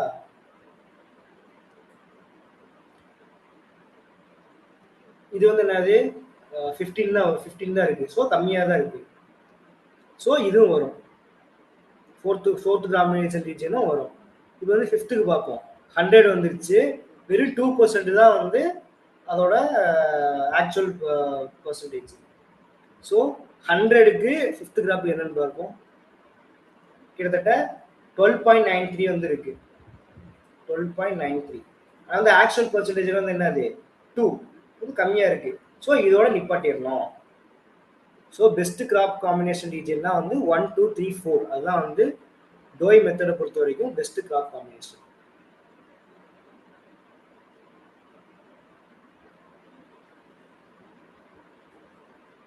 ஃபர்ஸ்ட் வர 63 சொல்றீங்களா?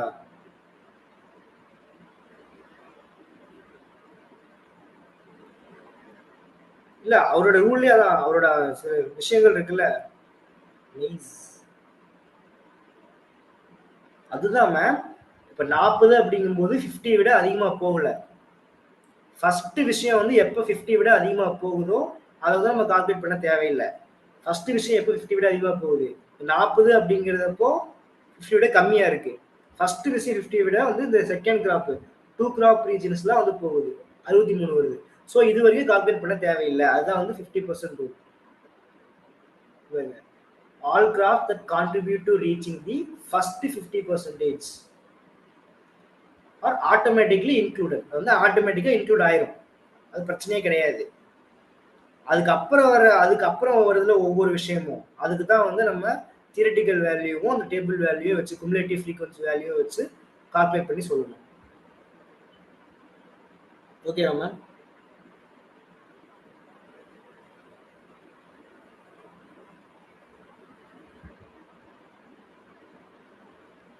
அது மட்டும் ஞாபகம். அது இதுங்க இப்படிதான் இந்த மாதிரி தான் கொஸ்டின் கேட்பாங்க. நமக்கு என்ன டவுட் வருதோ அவங்களுக்கும் அதே டவுட் இருக்கும்ல. முடிச்சிடலாம் ஒரு நிமிஷம் இருங்க. ஸோ இதோட அட்வான்டேஜ் என்ன அப்படின்னு பார்த்தோம்னா டாய்ஸ் technique effectively exclude minor graphs. ஆட்டோமேட்டிக்காக இப்போ லாஸ்ட்ல வந்து பார்த்தோம்ல 2% அப்படின்னு வரும்போது அது ஆட்டோமேட்டிக்காவே வந்து குறைஞ்சிருது. 2% அப்படின்னு வரும்போது அதோட மதிப்பே குறைஞ்சிருது பாருங்க. யூஸ்வலி தோஸ் 5% விட எப்போ கம்மியாக வருதோ அப்படின்னா வருதோ அது வந்து ஒரு சிக்னிஃபிகண்ட் முக்கியமான ஒரு அக்ரிகல்ச்சர் கிராப்பா வந்து கன்சிடர் பண்ண மாட்டாங்க. ஸோ அது ஒன்று. செகண்ட் வந்து ஸ்பீடு. என்னன்னா இது ரொம்ப ஸ்பீடாக அவரோட வீவரை விட ஈஸியாக ஸ்பீடாக வந்து சொல்லிடலாம். அடுத்து வந்து எஃபிஷியன்சி இன்டர்ரிலேஷன் பிட்வீன் காம்பனன்ட் கிராப்ஸ். அந்த காம்ப்ளெக்ஸ் இன்டர் ரிலேஷன்ஷிப்லாம் இல்லாமல் ஈஸியாக வந்து எஃபிஷியன்ஸாக கால்குலேட் பண்ணலாம். அது வந்து ப்ரொஃபஷனல் ஸ்டாண்டர்டாக வந்து இருக்கும். Repeatable method for mapping agriculture region பண்ணுறதுக்கு இது வந்து ஒரு இம்பார்ட்டன்ட் ரீஜனாக இருக்கும். ஸோ இதெல்லாம் வந்து டோயோட சிக்னிஃபிகன்ஸு. ஸோ டைம் இல்லை. ஸோ வந்து நாளைக்கு வந்து ரஃபீலா மெத்தடும் மற்ற இதெல்லாம் வந்து நாளைக்கு பார்த்துக்கலாம். ஸோ இது வரைக்கும் உங்கள் இதில் ஏதாச்சும் டவுட் இருக்கா? சம்ஸ் எல்லாம் டோய் மெத்தடில் வந்து கால்குலேஷன் கேட்க மாட்டாங்க. ஏன்னா அவங்க டேபிள் கொடுக்க முடியாது.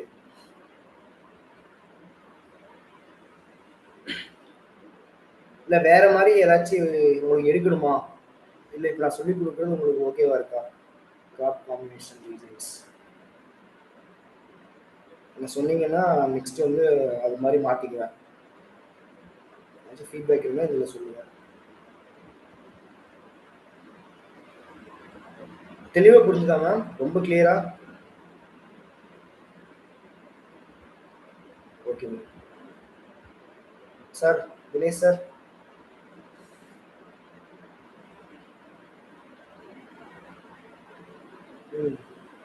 இல்லை ரிவிஷன் தான். இது மெத்தடாலஜி அண்ட் ஃபார்முலாஸ் மட்டும் நீங்கள் தெரிஞ்சுக்கிட்டீங்கன்னா உங்களுக்கு